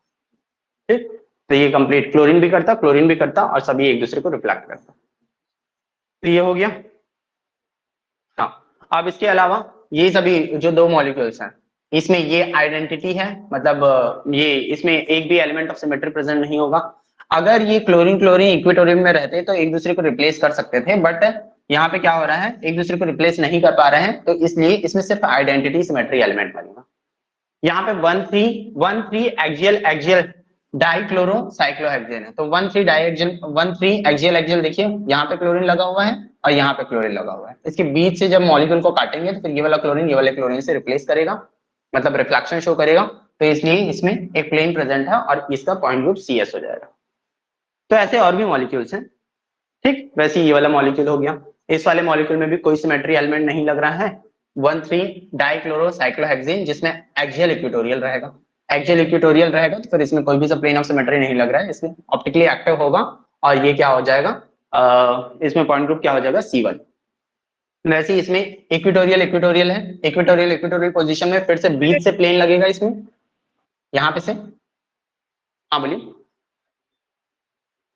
सर ये साइक्लोहेक्सेन के केस में कम से कम 2 सेंटर से जाना चाहिए ना, जो हम प्लेन लगाते हैं हाँ वो? प्लेन तो हाँ ऑब्वियसली 2 सेंटर से ही जाएगा प्लेन, एक जैसे यहाँ पे से इसमें से इसमें जब प्लेन लगा रहे हैं आप तो यहाँ पे से जाएगा ऐसा करके, ठीक है। इस तरीके से मोस्टली यहीं पे से जाता है प्लेन, मतलब बीच से सेंटर से ही जाता है प्लेन। तो यहाँ पे क्लोरीन इक्वेटोरियल में है, यहाँ पे भी क्लोरीन इक्वेटोरियल में है, तो ये दोनों आपस में रिफ्लेक्शन शो कर देंगे, तो इसलिए प्लेन इसमें प्रेजेंट है, इसलिए पॉइंट ग्रुप CS हो जाएगा। वैसे ही देखिए 1,4 डाइक्लोरोसाइक्लोहेक्सेन में एक्सियल एक्सियल में ये दोनों अपोजिट फेसेस पे रहेंगे। तो इसमें मजे की बात क्या है कि ये दोनों सेंटर, ये C2 एक्सिस ऑफ सिमेट्री भी देखने को मिलेगा हम लोगों को, यहाँ पे Y एक्सिस से आपको C2 एक्सिस ऑफ सिमेट्री भी देखने को मिलेगा। एक्चुअल में इसका शेप कैसा है मॉलिक्यूल का, हालांकि प्लेन्स वगैरह दिखा दिया हूँ इसलिए मैं भी शायद थोड़ा सा वो हो गया। देखिए यहाँ पे क्लोरीन है, यहाँ पे ऐसे करके, और यहाँ पे H है। वैसे यहाँ पे क्लोरीन है और यहाँ पे H है, ठीक। जब ये मॉलिक्यूल यहाँ पे से इस एंगल से, मतलब जैसे C2 लगाते थे ना, अभी अभी हम लोगों ने देखा C2 कहाँ से लगाए, इस दोनों बॉन्ड से, तो इससे जब रोटेशन शो होगा तो ये वाला क्लोरीन घूम करके यहाँ पे आ जाएगा और ये वाला हाइड्रोजन घूम करके यहाँ पे आ जाएगा, ठीक है। तो इसमें C2 एक्सिस ऑफ रोटेशन भी देखने को मिलेगा, यहाँ से C2 एक्सिस ऑफ रोटेशन देखने को मिलेगा। इसके अलावा इसमें हॉरिजॉन्टल प्लेन भी देखने को मिलेगा, मतलब एक प्लेन देखने को मिलेगा जो कि क्लोरीन हाइड्रोजन कार्बन को काटता हुआ जाएगा और ये C2 एक्सिस इसके परपेंडिकुलर है। तो ओवरऑल इस प्लेन को हम लोग क्या बोलेंगे, हॉरिजॉन्टल प्लेन बोलेंगे। तो पॉइंट ग्रुप क्या हो जाएगा, C2H। सर एक बार और बताइए ना इसको। देखिए इसको फिर से, इसको 3D में समझिए। फिर 3D में भी वो जो मॉलिक्यूल है ना, यहाँ पे अब देख लीजिए ना, पहले इस मॉलिक्यूल का स्ट्रक्चर देख लीजिए। साइक्लोहेक्सेन है कंप्लीट में, यहाँ पे एक क्लोरीन है और यहाँ पे एक क्लोरीन है, मतलब 1 और 4th पोजीशन पे ट्रांस क्लोरीन प्रेजेंट है, ठीक है। तो उसी चीज को हम लोग 3 डायमेंशन में देख लेते हैं। ये देखिए यही वाला स्ट्रक्चर है हमारा, ठीक, ये वाला स्ट्रक्चर है। अब हमने क्या बोला, एक यहाँ पे क्लोरीन प्रेजेंट है और एक यहाँ पे क्लोरीन प्रेजेंट है, ठीक है। एक यहाँ पे क्लोरीन प्रेजेंट है और एक यहाँ पे क्लोरीन प्रेजेंट है। तो अगर मैं C2 शो करूंगा आपको, तो ये C2 यहाँ पे से लगेगा, उस मॉलिक्यूल में जो C2 लगेगा वो यहाँ से लगेगा, और जब मैं रोटेशन शो करूंगा तो ये कुछ ऐसे रोटेट करेगा। ये वाला क्लोरीन यहाँ पे आएगा और ये वाला जो हाइड्रोजन है वो यहाँ पे जाएगा। बाकी लोगों को ध्यान मत दीजिए, क्योंकि बाकी लोग अपना पोजीशन रिप्लेस करेंगे ही करेंगे। बाकी इन लोगों में हम लोगों को ध्यान कहाँ पे देना है, ये क्लोरीन और क्लोरीन के बीच में ध्यान देना है। देखिए ये वाला क्लोरीन यहाँ पे आ रहा है, ठीक है। देखिए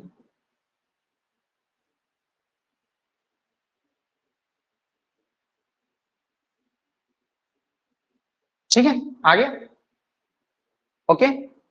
अब ऐसा क्लोरीन लगा, मतलब ये C2 एक्सिस लगा, उस मॉलिक्यूल में और कोई एक्सिस प्रेजेंट नहीं है, C2 एक्सिस बस प्रेजेंट होगा यहाँ पे अगर क्लोरीन आ जाता है तो, ठीक है। अब ये वाला क्लोरीन जैसे आ गया, उसके बाद फिर मैं आपको प्लेन दिखा रहा हूँ, इसका हॉरिजॉन्टल प्लेन एक दिखा दे रहा हूँ। अब हॉरिजॉन्टल प्लेन ऐसे करके लगेगा इसमें, ये वाला प्लेन नहीं है, हाँ ये वाला प्लेन लग रहा है। देखिए ये वाला जो प्लेन है कैसा है, परपेंडिकुलर प्लेन। C2 एक्सिस ऐसे जा रहा है और इसका देखिए परपेंडिकुलर प्लेन है ना, तो इसमें कौन कौन से एलिमेंट्स कट रहे हैं, कौन कौन से एटम्स कट रहे हैं इसमें, देखिए ये वाला क्लोरीन, ये हाइड्रोजन, ये कार्बन, ये वाला हाइड्रोजन, ये वाला कार्बन और ये वाला क्लोरीन, ये 3 लोग करते हुए जाएंगे, मतलब टोटल 6 एटम्स कट रहे हैं और बाकी एक दूसरे का रिफ्लेक्शन शो कर रहे हैं। ठीक है, देखिए, ठीक, क्लियर हुआ? तो इसलिए उस मॉलिक्यूल का जो पॉइंट ग्रुप होगा वो क्या हो जाएगा, C2H। इन केस ये वाले इसमें C2H दिया होगा तो फिर देख लेते हैं।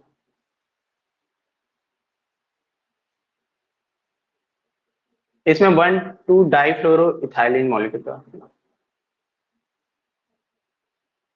नहीं इसमें नहीं दिया। ठीक है, तो आई होप समझ में आ गया होगा। यहाँ पे देखिए ये क्लोरीन है, ये वाला क्लोरीन एग्जैक्टली वैसा ही है, साइक्लोहेक्सेन ही है स्ट्रक्चर तो, बट क्लोरीन का बस रिप्लेसमेंट किया गया है इसमें, और कुछ नहीं। ठीक है, हो गया क्लियर? आगे बढ़ूँ, बताइए। Yes sir. चल, तो ये सब हो गया।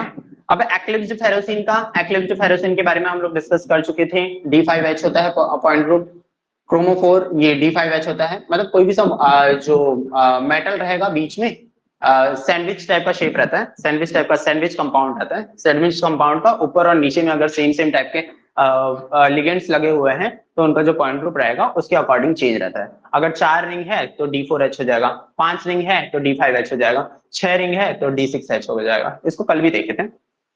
एसिड का मॉलिक्यूल कुछ इस तरीके से दिखता है, इसका भी स्टैगर्ड कॉन्फ़िगरेशन होता है एसिड के मॉलिक्यूल का। इसका D4D पॉइंट ग्रुप होता है।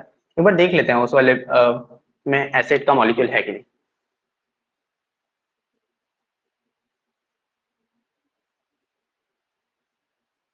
सल्फर का, ये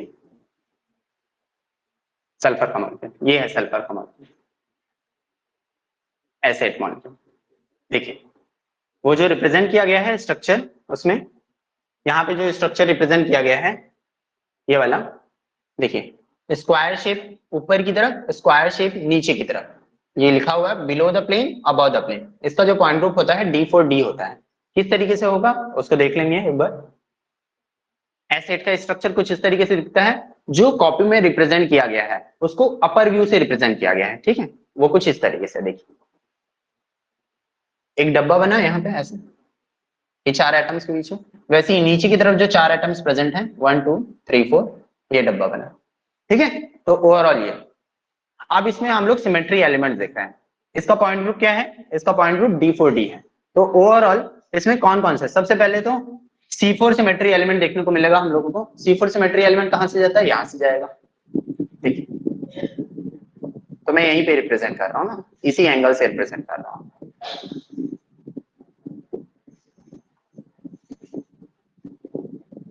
ये देखिए C4,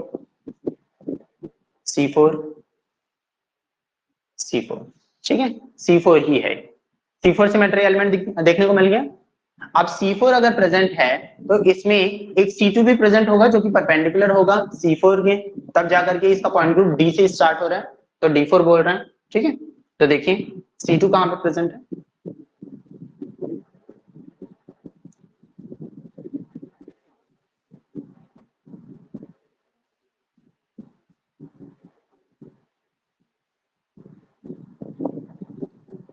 ये देखिए C2।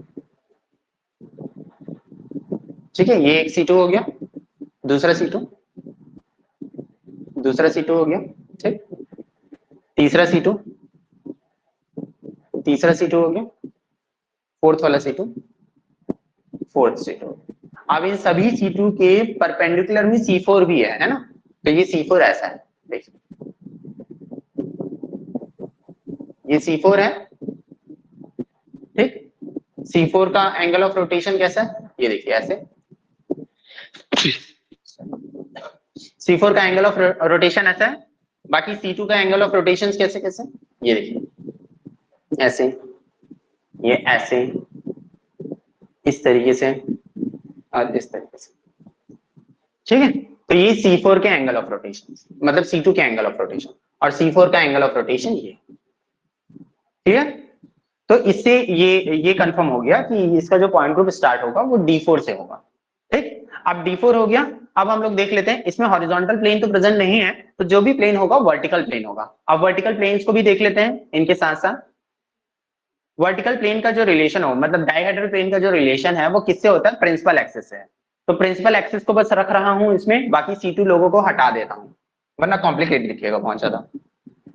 चलिए एक बार इनको भी रखेंगे बाद में, बट पहले फिलहाल सबको हटा देते हैं, प्लेन देख लेते हैं, उसके बाद फिर रखेंगे सबको एक साथ, ठीक है। देखिए आप प्लेन्स को देखिए, एक प्लेन ये हो गया, वर्टिकल प्लेन है, ठीक, दूसरा प्लेन, तीसरा प्लेन और ये चौथा प्लेन। ये सभी प्लेन्स क्या हैं? वर्टिकल प्लेन्स हैं, मतलब पैरेलल प्लेन्स हैं इसके प्रिंसिपल एक्सिस के। तो प्रिंसिपल एक्सिस के अगर पैरेलल है, ये देखिए प्रिंसिपल एक्सिस के अगर पैरेलल है और इसमें सिग्मा एच नहीं है, तो ये सभी के सभी क्या हो जाएंगे? सिग्मा डी हो जाएंगे। तो ये सभी के सभी सिग्मा डी हो गए, ठीक है। और इसमें C2 जो लगा रहे थे वो सभी के सभी C2 को भी यहीं पे लगा देते हैं। ये देखिए अब ओवरऑल मॉलिक्यूल कुछ इस तरीके से दिखता है, S4 का मॉलिक्यूल, क्लियर, ठीक है। चलिए मैं आगे बढ़ता हूं। तो जितने भी स्टैगर्ड कॉन्फ़िगरेशन होते हैं उनका ना शेप के बेसिस पे आप डायहेड्रल प्लेन आता ही है, ठीक है। जैसे स्क्वायर शेप का रहता है वो वाला मॉलिक्यूल तो D4D हो जाएगा उसका पॉइंट ग्रुप, पेंटागन शेप का रहता है तो फिर उसका D5D हो जाएगा मॉलिक्यूल का मतलब पॉइंट ग्रुप। 6 कॉर्नर्स हैं उसमें तो फिर क्या हो जाएगा? D6D हो जाएगा। तो ऐसे ऐसे टाइप के चेंजेस देखने को मिलते हैं आप लोगों को, ठीक है, पॉइंट ग्रुप में। अब आते हैं टेट्राहेड्रल मॉलिक्यूल में। टेट्राहेड्रल मॉलिक्यूल में तो आपको पहले क्यूब के बारे में पता होना चाहिए कि क्यूब के बेसिस पे भी क्वेश्चंस आ सकते हैं। इस समय नेट में आया था, लास्ट टाइम में नेट में आया था, ये क्यूब का एक स्ट्रक्चर दे दिया गया था, उसका पॉइंट ग्रुप पूछ लिया गया था। तो क्यूब में हम लोगों को पता होना चाहिए कि कौन कौन से सिमेट्री एलिमेंट्स प्रेजेंट होते हैं, ठीक है। टेट्राहेड्रल का भी क्यूब के बेसिस पे ही बताया जा सकता है। तो टेट्राहेड्रल मॉलिक्यूल में हमने डिस्कस पहले भी किया है, E होता है, 8C3 होता है, 3C2 होता है, 6 सिग्मा डी होता है और 6S4 होता है, ठीक है। ओवरऑल इसको बताया गया है कि कहाँ कहाँ पे से लग रहा है, तो इसलिए 4 लिखा गया है, मतलब 8 का 4 लिख दिया गया है, मतलब जस्ट आधा कर दिया गया। टोटल ऑपरेशंस इसमें 24 होगा, इस चीज को याद रखिए, टोटल ऑपरेशंस इसमें 24 होते हैं, ठीक है। और इसका जो भी शेप रहेगा, ये टेट्राहेड्रल शेप को तो हम लोग जान चुके हैं, तो टेट्राहेड्रल शेप का जो भी मॉलिक्यूल रहेगा उसका पॉइंट ग्रुप होगा TD। इसके अलावा इसके शेप में ये जो क्यूब शेप है, क्यूब शेप के मॉलिक्यूल में कौन कौन से सिमेट्री एलिमेंट कहाँ कहाँ पे प्रेजेंट होते हैं उस चीज को देख लीजिए, ठीक।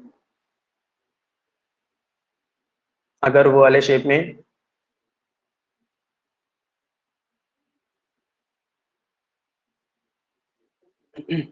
ये देखिए, जैसे मीथेन का एग्जांपल लेकर के चलते हैं, ये देखिए मीथेन, ठीक है। मीथेन की शेप में आपको C3 मतलब ये टेट्राहेड्रल शेप, कभी ना क्यूब दे देता है, कभी कभी टेट्राहेड्रल का शेप ही रहेगा। ये जैसे ये क्यूब है ना, क्यूब में मीथेन के मॉलिक्यूल को आप कुछ इस तरीके से रख सकते हो। ये देखिए कार्बन बीच में रहेगा सेंटर में, उसका एक जो बॉन्ड है वो आगे वाले कॉर्नर पे रहेगा, इसके जो दूसरा वाला बॉन्ड है जस्ट इसके पीछे वाले कॉर्नर पे रहेगा, ठीक है। नेक्स्ट वाला जो बॉन्ड रहेगा इसके नीचे वाले कॉर्नर पे रहेगा, और जो इसका लास्ट वाला बॉन्ड है वो सामने के कॉर्नर पे रहेगा, नीचे की तरफ। तो ये क्यूब में कुछ इस तरीके से अरेंज किया जा सकता है टेट्राहेड्रल मॉलिक्यूल को। अब C3 का एक्सिस ऑफ रोटेशन मतलब C3 एक्सिस ऑफ सिमेट्री अगर दिखाना है मॉलिक्यूल में, तो ये C3 इस तरीके से जाएगा मॉलिक्यूल में, ठीक है। तो अगर C3 इस तरीके से जाएगा तो ये वाला देखिए क्यूब में किस तरीके से जाता है, C3 कॉर्नर से कॉर्नर पे जाता है, ठीक है। कॉर्नर से कॉर्नर पे अगर मैं जाऊंगा तो C3 देखने को मिलेगा मुझे, और C3 किस तरीके से रहेगा, ये सभी लोग आपस में इंटरचेंज करेंगे अपना कुछ, ठीक है। ये सभी अपने प्लेस को आपस में इंटरचेंज करते हैं। तो ये टेट्राहेड्रल के मॉलिक्यूल को क्यूब में कुछ इस तरीके से रिप्रेजेंट किया जा सकता है, जिसमें C3 कहां से कहां जाता है, कॉर्नर से कॉर्नर पे C3 जाता है, ठीक। C2 कहां से जाता है उसको भी देखिए, मॉलिक्यूल में जो C2 जाएगा वो एजेस से जाता है, यहाँ ये वाला सेंटर एज है, वो दूसरा वाला सेंटर एज, तो इन दोनों के एज के बीच से आप एक क्यूब को लीजिएगा, क्यूब जो नॉर्मल क्यूब रहता है ना उसमें देखिएगा, मैं क्या क्या बोल रहा हूँ उस चीज को एक बार खुद से देखिएगा। C3 जो रहता है वो कॉर्नर से जाएगा, ठीक है। एक कॉर्नर से दूसरे कॉर्नर पे आप एक एक्सिस को पास करेंगे तो फिर उसको रोटेट करेंगे ना, तो आपको C3 एक्सिस देखने को मिलेगा। C2 जो रहेगा, C2 जो रहता है वो कहां से जाता है, एजेस से जाता है, अपोजिट एजेस, ये सभी अपोजिट कॉर्नर अपोजिट एजेस ही रहेगा, ठीक। और वैसे ही C4 रहता है इस मॉलिक्यूल में, मतलब क्यूबेन में मतलब क्यूब वाला जो क्यूब जो रहता है क्यूब, उसमें C4 जो रहेगा वो फेसेस से जाता है, अपोजिट फेसेस से। इनकेस आपके पास क्यूब होगा तो इस चीज को देखिएगा, उसमें ये सारी चीजों को देखिएगा, या फिर वैसे ही ऑनलाइन भी देख सकते हैं आप इस चीज को। ठीक है, अब इसमें एकदम से डिटेल डिस्कशन नहीं करेंगे हम लोग यहाँ पे। ठीक, बस ये चीजों को ध्यान रखिए। और क्यूब का जैसे जिस तरीके से शेप आपको मिलता है, मतलब टेट्राहेड्रल शेप को आप क्यूब में रख करके इस तरीके से समझा सकते हैं। ठीक है, कहाँ कहाँ पे से C3 एक्सेस जाता है। फिलहाल के लिए क्यूब में ना रख करके मैं डायरेक्टली बस दिखा दे रहा हूँ आपको। ये टेट्राहेड्रल मॉलिक्यूल है। टेट्राहेड्रल मॉलिक्यूल में आप देखिए कौन कौन सा एक्सेस जा रहा है। C3 एक्सेस, सबसे पहले C3 एक्सेस के बारे में बात कर लेते हैं। देखिए यहाँ पे से C3 एक्सेस जाएगा तो एंगल ऑफ रोटेशन ऐसे रहेगा। ठीक है, ऐसे। दूसरा C3 एक्सेस यहाँ पे से जाएगा, एंगल ऑफ रोटेशन ऐसे रहेगा ऐसे। तीसरा C3 एक्सेस ये ऐसे। ठीक है, मतलब हर एक एटम में से एक एक C3 एक्सेस जा रहा है। ठीक है, और चौथा वाला। ठीक है, तो टोटल 4 एटम्स है, मतलब टोटल 4 सराउंडिंग एटम्स है, तो चारों सराउंडिंग एटम्स में से C3 एक्सेस जा सकते हैं। ठीक। अच्छा, कितना C3 है, कितना C2 है, कितना C4 है, उस चीज को याद रखने का एक तरीका है।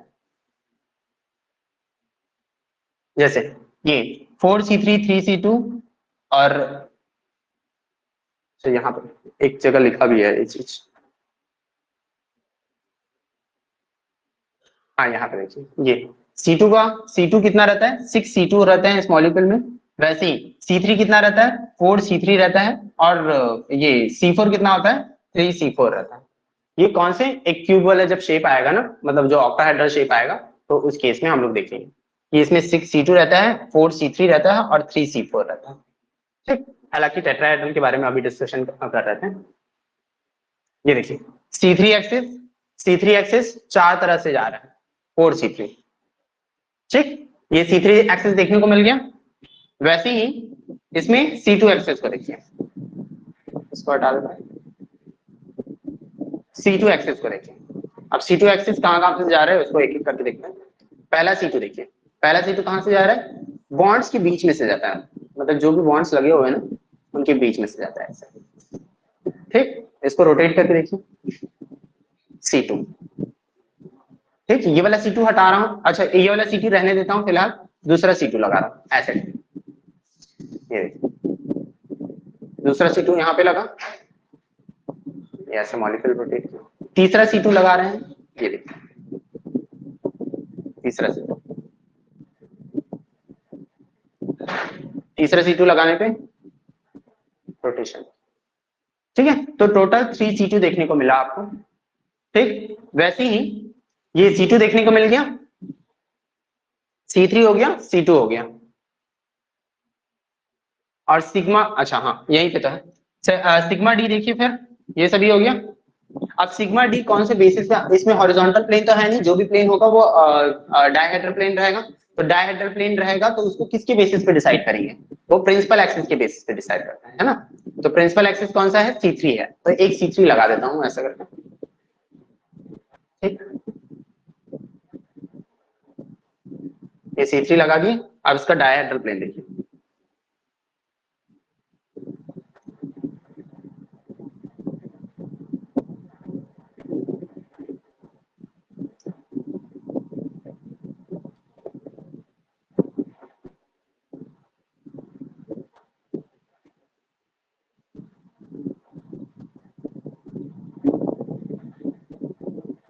ये C3 हो गया,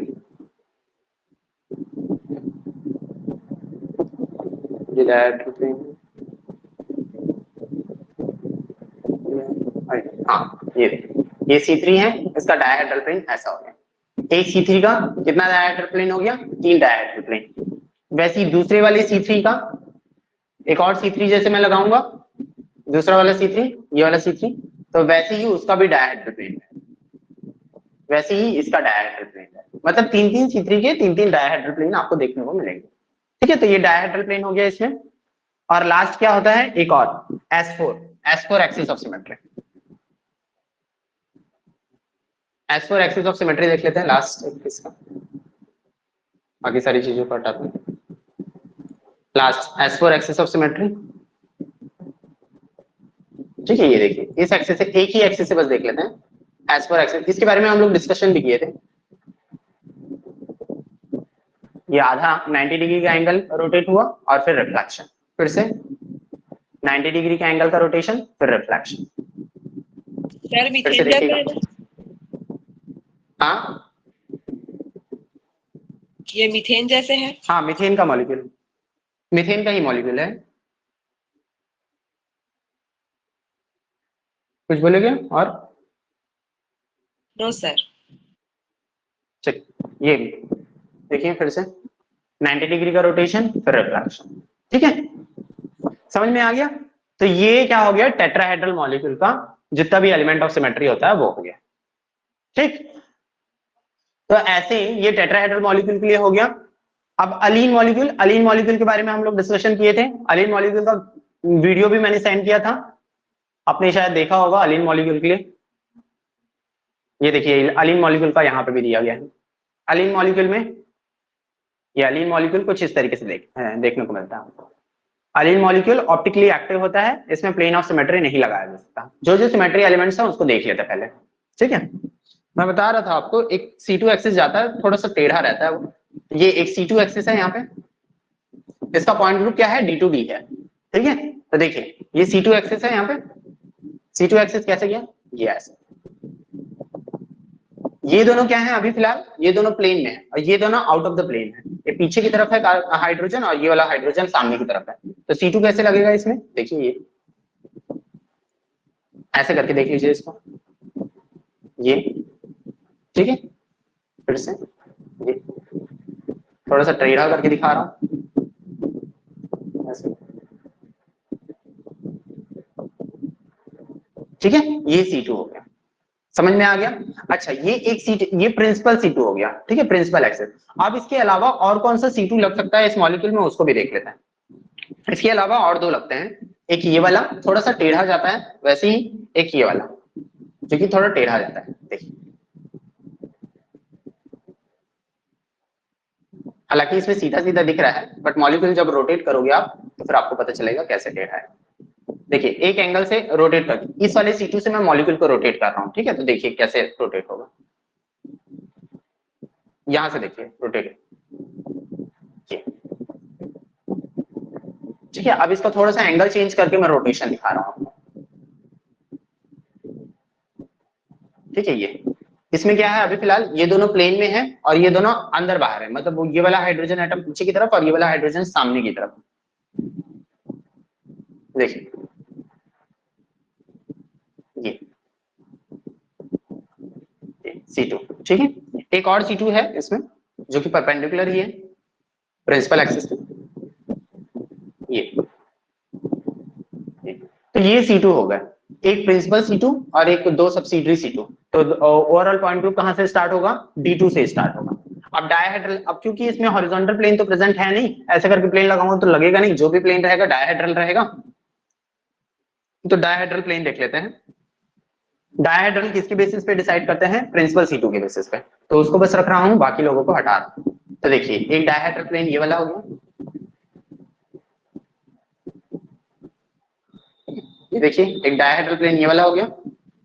दूसरा डायहेड्रल प्लेन देख लेते हैं, ये देखिए दूसरा डायहेड्रल प्लेन ये वाला। ठीक है, तो ओवरऑल मॉलिक्यूल कुछ इस तरीके से। तो ये अलीन मॉलिक्यूल का हो गया। आप वीडियो देखेंगे तो वीडियो में भी आपको यही देखने को मिलेगा। तो ये अलीन मॉलिक्यूल का हो गया, एक C2 हो गया यहाँ पे से, दो C2 हो गया ऐसे, और इसमें ये डायहेड्रल प्लेन देखने को मिलेगा। और वैसे ही S4 लगता है, तो S4 भी आप देख सकते हैं उसमें जाकर के। ठीक, मैं अब उसको और ज्यादा डिस्कशन नहीं कर रहा। वैसे ही क्लोरोअलीन, क्लोरोअलीन में एक क्लोरीन रहेगा, तो इसमें सिर्फ एक प्लेन ऑफ सिमेट्री देखने को मिलता है। फिर क्योंकि C2 प्रेजेंट नहीं हो पाएगा, ना ही इस एक्सिस से प्रेजेंट हो पाएगा, ना ही वो टेढ़े वाले एक्सिस से प्रेजेंट हो पाएगा। तो ये क्लोरीन की आने की वजह से क्या C2 एक्सिस पूरा गायब हो जाता है। जो भी प्लेन बचेगा वो सिर्फ ये वाला प्लेन, ऐसा प्लेन जो कि क्लोरीन और हाइड्रोजन को बस काटता हुआ जाए और ये वाला हाइड्रोजन आपस में रिफ्लेक्शन शो करे, तो CS पॉइंट ग्रुप हो जाएगा उसका। वैसे डाइक्लोरोअलीन में अगर सेम साइड में है, दोनों ही अगर सेम साइड में है, तो C2 एक्सिस बस यहाँ पे से प्रेजेंट होगा। ये वाला बीच वाला जो C2 रहता है ना, वो प्रेजेंट नहीं रहता। तो बीच वाला C2 प्रेजेंट नहीं रहता तो सब्सिडरी वाला कैंसिल हो गया, तो D से पॉइंट ग्रुप स्टार्ट नहीं होगा, स्टार्ट कहां से होगा, C2 से स्टार्ट होगा। और एक वर्टिकल प्लेन तो आपको दिख ही रहा है यहाँ पे से वर्टिकल प्लेन, और एक ऐसा वर्टिकल प्लेन जो कि क्लोरीन क्लोरीन को काटेगा, और एक ऐसा वर्टिकल प्लेन जो कि हाइड्रोजन हाइड्रोजन को काटेगा। ठीक है, तो दो वर्टिकल प्लेन दिख गए, तो इसलिए C2 भी पॉइंट ग्रुप हो जाएगा इसका। अब एक क्लोरीन, अगर दो क्लोरीन अलग अलग प्लेस पे ऐसे हो गए, ठीक है, दो क्लोरीन अगर अलग अलग प्लेस पे इस तरीके से हो गए, तो फिर आपको C2 पॉइंट ग्रुप देखने को मिलेगा, मतलब C2 एक्सिस ऑफ सिमेट्री देखने को मिलता है। कौन से एक्सिस से, बीच वाले एक्सिस से देखने को मिलेगा। ठीक है, मतलब बीच से C2 एक्सिस देखने को मिलेगा। ये वाला C2 एक्सिस तो ऐसे ही नहीं लग सकता y एक्सिस में, y एक्सिस में जो C2 लग रहा है, सॉरी x एक्सिस में जो C2 लग रहा था, वो चीज तो देखने को नहीं मिलेगा, क्योंकि ये दोनों रिप्लेस करते थे आपस में, बट अब तो सेम है नहीं, तो रिप्लेस भी नहीं कर पाएंगे। तो यहाँ पे सिर्फ C2 देखने को मिलता है, और प्लेन भी नहीं डाल सकते हम लोग। प्लेन डालने के लिए क्या था, ये सामने वाले ग्रुप्स को एक दूसरे को सामने सेम होना चाहिए था, बट नहीं है इन लोग, तो इसलिए क्या हो जाएगा, C2 बच जाएगा इसका। हाँ बोलिए। C2 एक्सिस y एक्सिस के लॉन्ग है ना इसमें? हाँ, C2 एक्सिस फिलहाल अगर आप देख रहे हो, तो ये वाला मॉलिक्यूल का अगर ऐसे ही कंसिडर करोगे तो ये Z एक्सिस कहलाता है। ठीक है, मतलब Z एक्सिस में भी टेढ़ा है, जैसे कि यहाँ पे देख रहे थे ना, हालांकि दिखा रहा था वो सीधा सीधा, बट वो थोड़ा टेढ़ा लगता है, मॉलिक्यूल ना टेढ़ा से रोटेट करता है। जैसे देखिए यहाँ पे भी, जैसे C2 एक्सिस दिखा रहे थे हम लोग,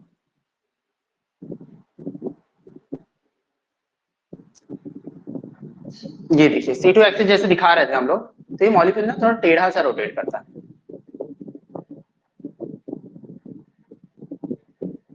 ठीक है, ऐसे ये वाला जो क्लोरीन है, ये C2 एक्सिस ऐसे करके लग रहा है, तो ये वाला जो क्लोरीन है वो यहाँ पे जाकर के रिसाइड कर रहा है, ये जो है वो यहाँ पे जा रहा है, और ये वाला यहाँ पे। ठीक है, फिर से देखिए ऐसे। ठीक, वैसे ही दूसरा वाला एक्सिस अगर मैं लगाऊं, ये वाला यहाँ पे जाता है, ठीक है, ये वाला यहाँ पे जाता है, और ये वाला यहाँ पे आता है। ठीक है, दो C2 एक्सिस टेढ़े लगते हैं, फिर से देख लीजिए इसको।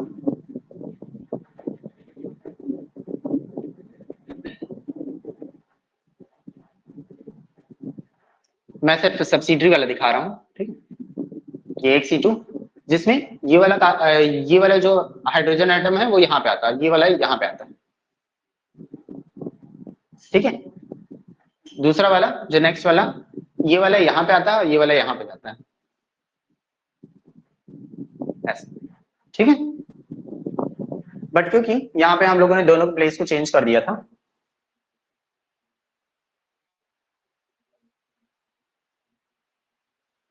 ये देखिए इसमें यहाँ पे दोनों के प्लेस, ये क्लोरीन यहाँ पे आ गया, ये वाला क्लोरीन यहाँ पे आ गया, तो ये जो सिर्फ अपोजिट वाले जो हैं वही वाला बस C2 लग पाएगा इसमें, और कोई सिमेट्री एलिमेंट नहीं लग पाता इसमें, तो इसलिए क्या हो जाएगा, C2 बस पॉइंट ग्रुप हो जाएगा।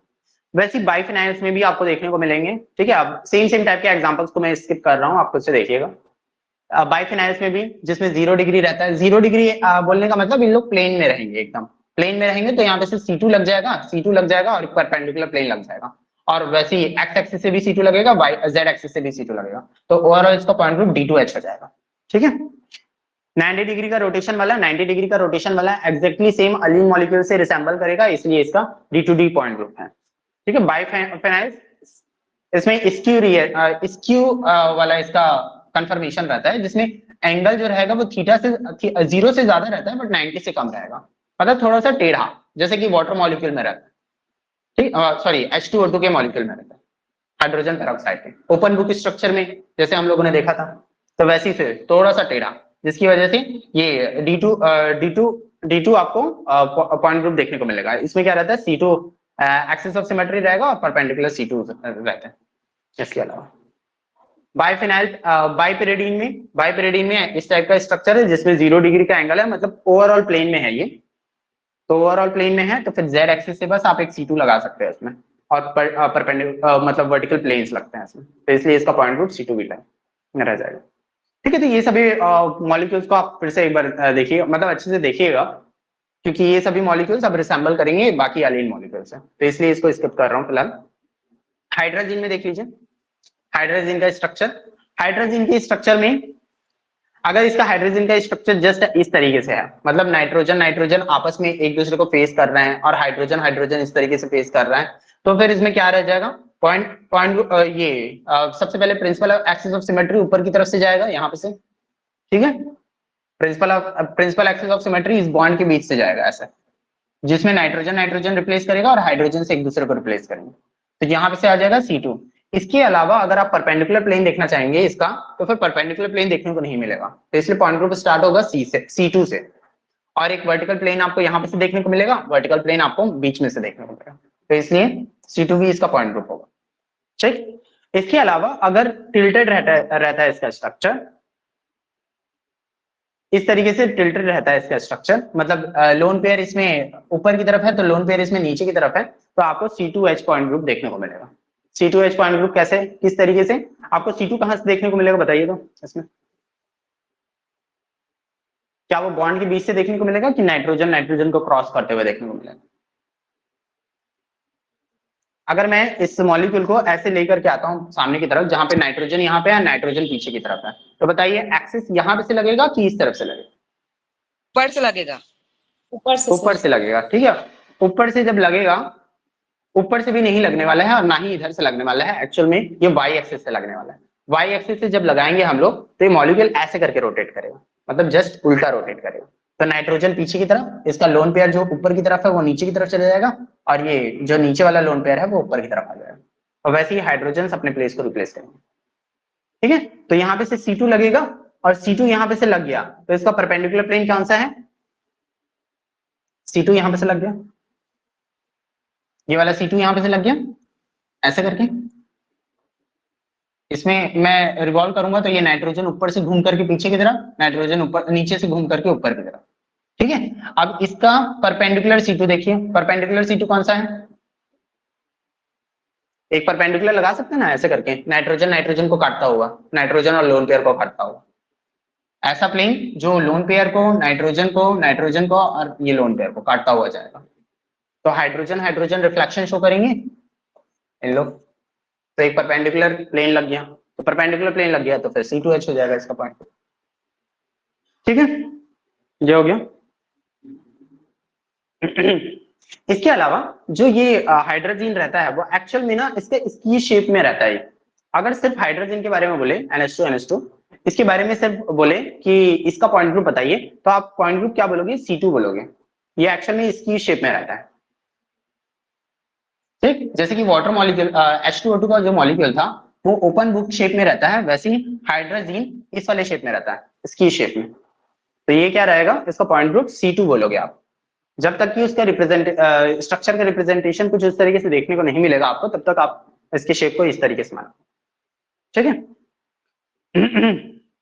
अब देखिए साइक्लोऑक्टाटेट्राईन में वैसे ही ये वाला भी मॉलिक्यूल है और डाइक्लोरोइथेन है, तो डाइक्लोरोइथेन में भी ये वाला शेप अगर इस तरीके से शेप को शो करता है तो इसका पॉइंट ग्रुप हो जाएगा C2, ठीक है। साइक्लोऑक्टाटेट्राईन का जो शेप वो पॉइंट ग्रुप रहेगा वो D2D रहता है। इसमें भी साइक्लोऑक्टाटेट्राईन का भी दिया हुआ है ये 3D रिप्रेजेंटेशन में, ये साइक्लोऑक्टाटेट्राईन, ये देखिए साइक्लोऑक्टाटेट्राईन। साइक्लोऑक्टाटेट्राईन का मैं आपको वो बता देता हूँ, सिमेट्री एलिमेंट्स कौन कौन से लग रहे हैं, ठीक है, यहीं पे देख लेते हैं। साइक्लोऑक्टाटेट्राईन का पॉइंट ग्रुप क्या है? D2D, ठीक है। तो इसमें सबसे पहले तो पहली बात क्या है, इसमें C2 देखने को मिलेगा आपको। C2 कहां पे से देखने को मिलेगा? देखिए सेंटर से C2 आएगा, रोटेशन करके देखिए ये। अब आपको समझ में आ गया होगा, मतलब इतने एग्जांपल्स करने के बाद आपको समझ में आ गया होगा, मॉलिक्यूल को देख करके पता चल जा रहा होगा कि कहाँ पे C2 लगने वाला है, कहाँ पे C3 लगने वाला है, कहाँ पे C4 लगने वाला है, कहाँ पे C5 लगेगा। आई होप कि समझ में आ रहा होगा डायरेक्टली देख करके मॉलिक्यूल को। इसको देख करके ही समझ में आ रहा था कि इसमें C2 ही पॉसिबल है, C4 पॉसिबल नहीं है, क्योंकि ये इसके जो बॉन्ड्स हैं वो नीचे की तरफ है यहाँ पे, और ये वाला जो सामने सामने का बॉन्ड है, जस्ट अपोजिट बॉन्ड्स जो हैं वो एकदम सिमिलर एक जैसे हैं, तो बीच से C2 जाएगा और 180 डिग्री एंगल ऑफ रोटेशन के बाद इक्विवेलेंट कंफिगरेशन देखने को मिलेगा इस तरीके से, है ना। तो ये C2 लग गया, क्लियर। Yes sir. अच्छा ये C2 लग गया, दूसरा वाला C2 कहां से लगेगा, देखिए दूसरा वाला C2, ये देखिए, ये वाला देखना, ये वाला C2 देखना थोड़ा सा मुश्किल था, बट यहां पे से लगता है इसका C2, ठीक है। कहां कहां पे से गया है ये वाला C2, कहां से गया है, इन दोनों वाई एक्सिस। ये यहाँ से, ठीक है। ऐसे इसी C2 को कॉपी में भी रिप्रेजेंट किया गया है,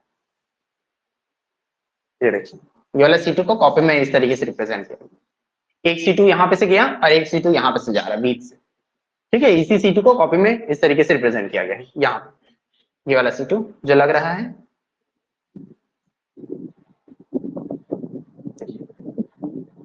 ये ऐसे, ठीक है।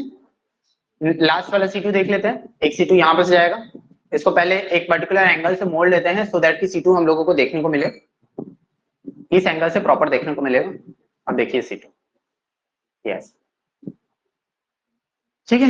ये पूरा C2 हो गया, तो सब्सिडियरी एक्सिस हो गया, और इसका प्रिंसिपल एक्सिस कौन सा था, ये वाला था प्रिंसिपल एक्सिस। अब सब्सिडियरी एक्सिस, ये दोनों सब्सिडियरी एक्सिस हैं, ठीक है। देख लीजिए आप ऊपर से देख लीजिए, है ना, ये देखिए,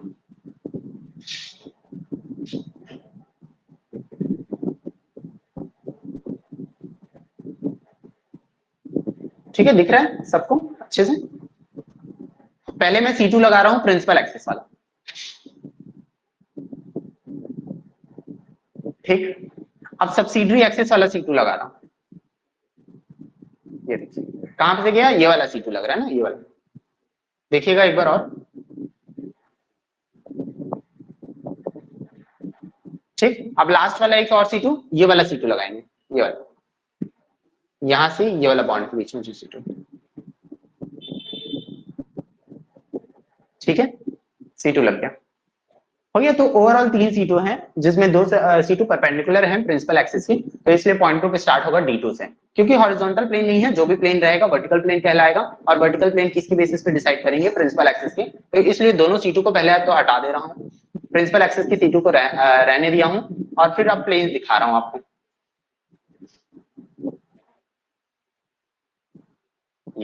ये दो प्लेन्स, C2 बीच में है और ये दो प्लेन्स, ठीक है। पहला वाला प्लेन देख लीजिए, पहला वाला प्लेन ऐसा है, तो इस पहले वाले प्लेन के बेसिस पे मॉलिक्यूल कैसे वो करेगा, रिफ्लेक्शन शो करेगा, देखिएगा रिफ्लेक्शन कैसे शो करेगा, देखिए एक बार, ये ऐसे। दूसरा वाला C2 दिखा रहा हूं आपको, ये वाला C2 है, देखिए मॉलिक्यूल कैसे रिफ्लेक्शन शो करेगा, ऐसे, ठीक। थोड़ा सा एंगल को टिल्ट करके दिखा रहा हूं, ये ऐसा है मॉलिक्यूल कैसे रिफ्लेक्शन शो करेगा, ऐसे, ठीक है। साइक्लोऑक्टा टेट्राएन का तो D2D पॉइंट ग्रुप हो गया, क्लियर है यहां तक, ठीक। अब यहाँ पे फ्लोरीन्स लग जाते हैं, तो फ्लोरीन्स लग जाएंगे तो S4 हो जाएगा। इसका हम लोगों ने जो PDF था उसमें डिस्कशन किया था इसके बारे में, तो इसका जो पॉइंट ग्रुप होता है वो S4 रहता है, ठीक। अब आते हैं क्यूबेन में, अच्छा 1 3 5 6 टेट्रा फ्लोरोइथेन, टेट्रा फ्लोरो साइक्लोऑक्टा टेट्राएन, तो 1 3 5 6 वाले में इसका जो पॉइंट ग्रुप रहेगा वो C1 रहेगा, इसमें कोई भी सिमेट्री एलिमेंट देखने को नहीं मिलता।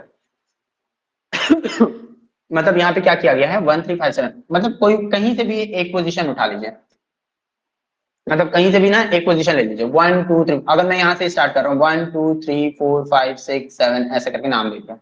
अब यहाँ पे डिफरेंट डिफरेंट पोजीशन पे ये फ्लोरीन लगाया गया है, तो 1 3 5 7 मतलब 1 3 5 और ये 7, मतलब अल्टरनेट पोजीशंस पे लगाया गया है फ्लोरीन को, तो उसके बेसिस पे इसका स्ट्रक्चर इस टाइप का बन जाता है, और इसका पॉइंट ग्रुप हो जाएगा S4, ठीक है। S4 वाले पॉइंट ग्रुप को हम लोगों ने डिस्कस किया है PDF में जब हम लोग डिस्कशन कर रहे थे, तो ठीक है। वैसे ही इसमें क्या बोल दिया गया 1 3 5 6, 1 3 5 6 बोलने का मतलब 1 यहाँ पे आ जाएगा, 3 5 और ये 6, मतलब यहाँ पे ना सिमेट्री बिगड़ गया इसका, तो सिमेट्री बिगड़ गया तो इसमें पॉइंट ग्रुप ये जो ये वाला सिमेट्री एलिमेंट लग रहा था S4 का वो भी नहीं लगेगा, वो पॉइंट ग्रुप चेंज होकर के C1 हो जाएगा उसमें। ठीक है, तो यहाँ पे ध्यान देने वाली बात है 1357 है कि 1356 है। आते हैं क्यूबेन पे। क्यूबेन का अगर देखें, अगर हम लोग क्यूब को देखेंगे, एक क्यूब को देखेंगे तो ओवरऑल वो ऑक्टाहेड्रल शेप की तरह दिखता है। ठीक है, ओवरऑल ऑक्टाहेड्रल शेप की तरह दिखता है। कैसे दिखता है वो दिखा रहा हूं मैं आपको।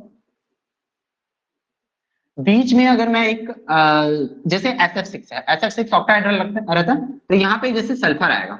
ठीक है, तो मैं सल्फर इसका ऑक्टाहेड्रल शेप जो हम लोग नॉर्मली कॉपी में बनाते हैं वो कुछ इस तरीके से बनाते हैं, पहले दिखा रहा हूँ। ठीक है, SF6 ऐसे। अब उसी चीज को क्यूब में दिखाऊंगा। देखिए क्यूब में कैसे दिखेगा, ये S यहाँ पे, ये जो एक्सियल वाले जो फ्लोरीन लगा है, अब एक्सियल इक्वेटोरियल यहाँ पे कुछ नहीं होता क्योंकि ये बस हम लोग, मैं आपको बताना चाह रहा हूँ कि ये ऊपर नीचे वाला जो फ्लोरीन है उसको यहाँ पे शो कर रहे हैं। ये फ्लोरीन यहाँ पे और ये वाला फ्लोरीन यहाँ पे। ठीक है, ऊपर नीचे वाला, ये दोनों फ्लोरीन। अब 4 फ्लोरीन जो प्लेन में है वो कौन कौन से, एक यहाँ पे, एक यहाँ पे नहीं, 1 2 3 और ये 4। तो ये फ्लोरीन 4 क्या रहेंगे, प्लेन में रहेंगे ऐसे। ठीक है, तो ये कुछ इस तरीके का शेप बनता है इसका। ठीक, फिर इसको ऐसे, सल्फर ऐसे यहाँ पे इस तरीके से, ये हो गया। इसको ये फ्लोरीन यहाँ पे आता है, ये फ्लोरीन यहाँ पे, फ्लोरीन यहाँ पे, एक फ्लोरीन यहाँ पे और एक फ्लोरीन यहाँ पे। इस तरीके से भी आप शो कर सकते, ये एक्चुअल से रहेगा ऐसे, ऐसे। मतलब हर एक कॉर्नर्स पे एक फ्लोरीन है ऐसे करके, हर एक कॉर्नर्स पे एक फ्लोरीन हो गया ऐसा करके, हर एक कॉर्नर्स पे एक फ्लोरीन और ये वाला फ्लोरीन ऊपर नीचे की तरफ। तो इस तरीके से क्यूबेन टाइप का शेप रहता है इस मॉलिक्यूल का। मतलब ऑक्टाहेड्रल का जो शेप रहता है वो क्यूबेन की शेप में रहेगा। अब क्यूब में या फिर क्यूबेन जिसको बोल रहा हूं मैं, उसमें क्या क्या चीजें होती हैं उस चीज को देख लीजिए। इसको नॉर्मल हम लोग सॉलिड स्टेट जब पढ़े थे तब हम लोग देख लिए थे इस चीज को। तो देखिए क्या क्या रहता है। 8 कॉर्नर्स होते हैं इसमें, 6 फेसेस रहते हैं, 12 एजेस रहते हैं, 3 सिग्मा एच रहता है और 6 सिग्मा डी रहता है इसमें, डायहेड्रल रिंग्स। ठीक है, और ओवरऑल इसको याद करने का तरीका है कि C2 एक्सिस कितना रहेगा, C3 एक्सिस कितना रहेगा, C4 एक्सिस कितना रहेगा। तो इस चीज को याद करने का क्या तरीका है इसके लिए, ओवरऑल मल्टीप्लिकेशन से इसके 12 आना चाहिए। ठीक है, तो 6 2 जा 12, 4 3 जा 12 और 3 4 जा 12। अगर मैं C2 एक्सिस की बात करता हूं तो 2 से कितना मल्टीप्लाई करूंगी, 12 आ जाएगा। तो 6 मल्टीप्लाई करूंगा तो 12 आ जाएगा। तो इसका मतलब इस मॉलिक्यूल में, मतलब ऑक्टाहेड्रल शेप के जो भी मॉलिक्यूल्स रहेंगे उसमें 6 C2 एक्सिस रहेगा। वैसे ही इसमें 4 C3 एक्सिस रहेगा। वैसे ही C4 एक्सिस कितना रहेगा, 3 C4 एक्सिस रहेगा। तो ऐसे ऐसे एलिमेंट्स को हम लोग अगर देखेंगे तो ओवरऑल जो ऑपरेशंस निकल करके आते हैं इसमें 48 ऑपरेशंस रहेंगे। ठीक है, और टेट्राहेड्रल जो ज्योमेट्री रहता है उसमें 24 ऑपरेशंस रहता है। ठीक है, तो ये सारी चीजें कुछ कुछ चीजें हैं जिसको याद रखिए। टेट्राहेड्रल शेप में ऑपरेशन 24 रहता है, ऑक्टाहेड्रल शेप में ऑपरेशंस 48 रहता है। और ये सब एक क्लासेस रहता है। क्लासेस के बारे में हम लोग बाद में डिस्कस करेंगे ये क्या होता है क्लासेस। फिलहाल इस चीज को याद रखिए, ऑपरेशन टोटल 24 और इसमें 48। हाँ बोलिए। क्यूबेन और क्यूब एक जैसे होते हैं? क्यूब नहीं, इसको ये मतलब इसको ये जो ऑक्टाहेड्रल शेप है ना, तो उसको इस तरीके से रिप्रेजेंट किया जाता बोलता है। मतलब क्यूबेन की शेप में ये जो क्यूब है ना, हाँ ऑलमोस्ट क्यूब सेम ही रहेगा। जहां तक मुझे एग्जैक्ट पता नहीं है कि क्यूब और क्यूबेन एक ही बोलते हैं, फिर टर्मिनोलॉजी अलग अलग यूज किया जाता है यहाँ पे। हालांकि शेप सेम ही रहता है, मतलब शेप में कोई डिफरेंस नहीं है, टर्मिनोलॉजी बस अलग अलग यूज कर दिया जाता है। क्यूबेन रेक्टेंगुलर जैसे होता है? नहीं, रेक्टेंगुलर शेप का तो नहीं रहता, एग्जैक्टली क्यूब ही रहेगा ये। का जो है जैसे क्यूब उसका रहता है ना वैसा ही रहेगा।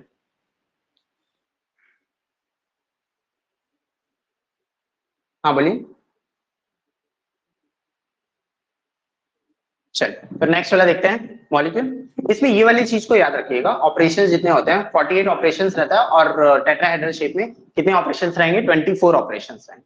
ठीक है, वैसे टेट्राफ्लोरोक्यूबेन में क्या हो जाएगा, टेट्राफ्लोरोक्यूबेन में इसका पॉइंट ग्रुप हो जाता है TD, और फिर कुछ कोऑर्डिनेशन कॉम्प्लेक्सेस हैं। कोऑर्डिनेशन कॉम्प्लेक्सेस में पहले हम लोग डिस्कस कर चुके हैं। जॉन टेलर डिस्टॉर्शन जिसमें नहीं होगा उसका ऑक्टाहेड्रल शेप रहेगा, और ऑक्टाहेड्रल शेप के जो भी मॉलिक्यूल्स रहते हैं उसका पॉइंट ग्रुप होता है OH।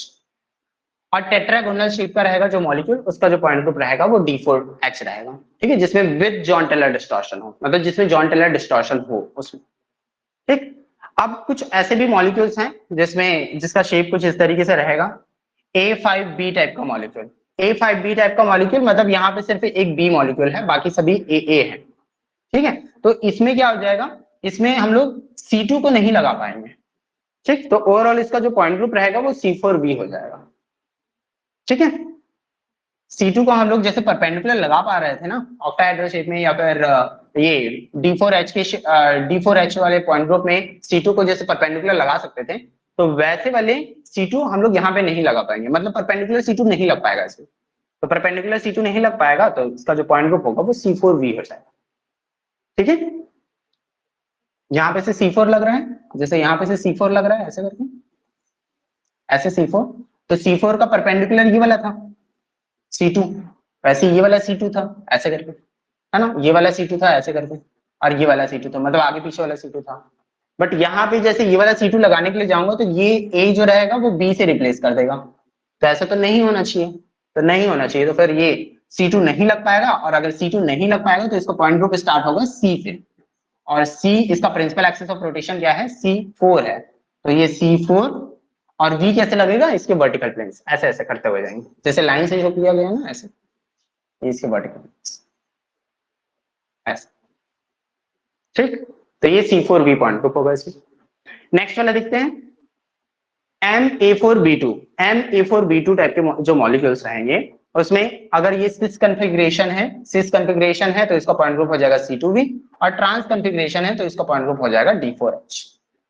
और C2 इसका दो जो सेम एटम्स हैं, मतलब दो B हैं उन लोगों के बीच से, और दो A हैं उन लोगों के बीच से जा रहा है, तो इसका मतलब अगर यहाँ पे से C2 लगेगा तो ये दोनों A एक दूसरे को रिप्लेस करेंगे, ये दोनों B आपस में रिप्लेस करेंगे, और ये दोनों A आपस में रिप्लेस करेंगे एक दूसरे को। तो यहाँ पे से C2 लग गया और एक प्लेन इसी के परपेंडिकुलर लग जाएगा। ठीक है, जो कि दोनों B M और A को काटता हुआ चले जाएगा, या फिर ये मतलब ये दोनों को काटता हुआ चले जाएगा, और या फिर सिर्फ A M और A को काटता हुआ चले जाएगा, तो इसलिए इसका जो पॉइंट ग्रुप होगा वो C2V हो जाएगा।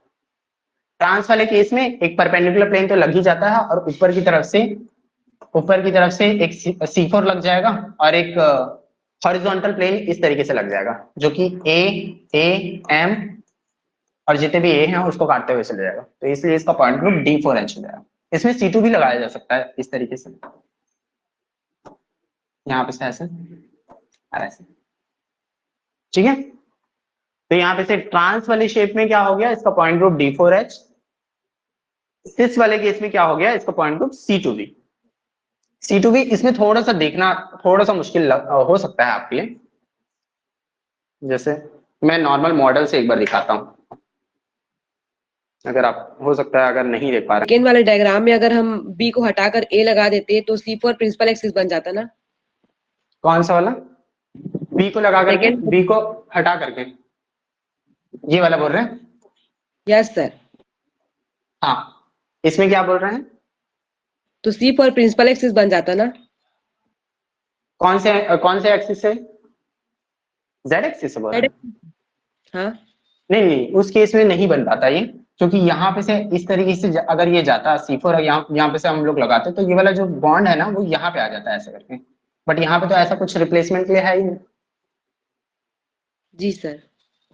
ठीक है, और अगर A लगाते भी हैं तो फिर प्रिंसिपल एक्सिस C2 ही बन पाता है इसमें, और कोई एक्सिस पॉसिबल नहीं हो पाता है इसमें। ठीक है, C2 जैसे ये यहाँ पे A हो जाता है ना, तो ये बस ये वाला एक्सिस लग पाता है यहाँ पे, और कोई एक्सिस पॉसिबल नहीं हो पाता,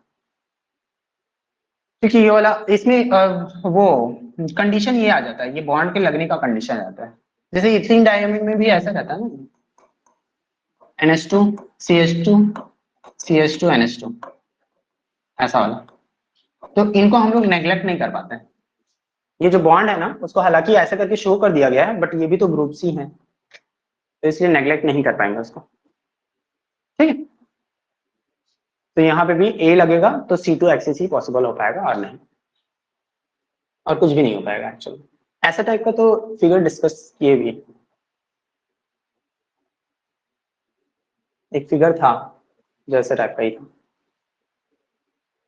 ये देखिए ये वाला फिगर एग्जैक्टली वैसा ही है जैसे आप बोल रहे थे, मतलब सेम मतलब होमो बाइडेंटेट लिगेंड है, दोनों होमो बाइडेंटेट लिगेंड है, और यहाँ पे ए है, ए ग्रुप, तो इसमें C2 ही बस लग पाता और कुछ नहीं लगता। C2 भी इसका पॉइंट ग्रुप होता, ठीक है। हालांकि बहुत ज्यादा डिस्कशन हो गया पॉइंट ग्रुप्स में, इतना डिस्कशन करेंगे तो मतलब इतना बस एक बार देख लीजिएगा तो पॉइंट ग्रुप सफिशिएंट है पॉइंट, ठीक है।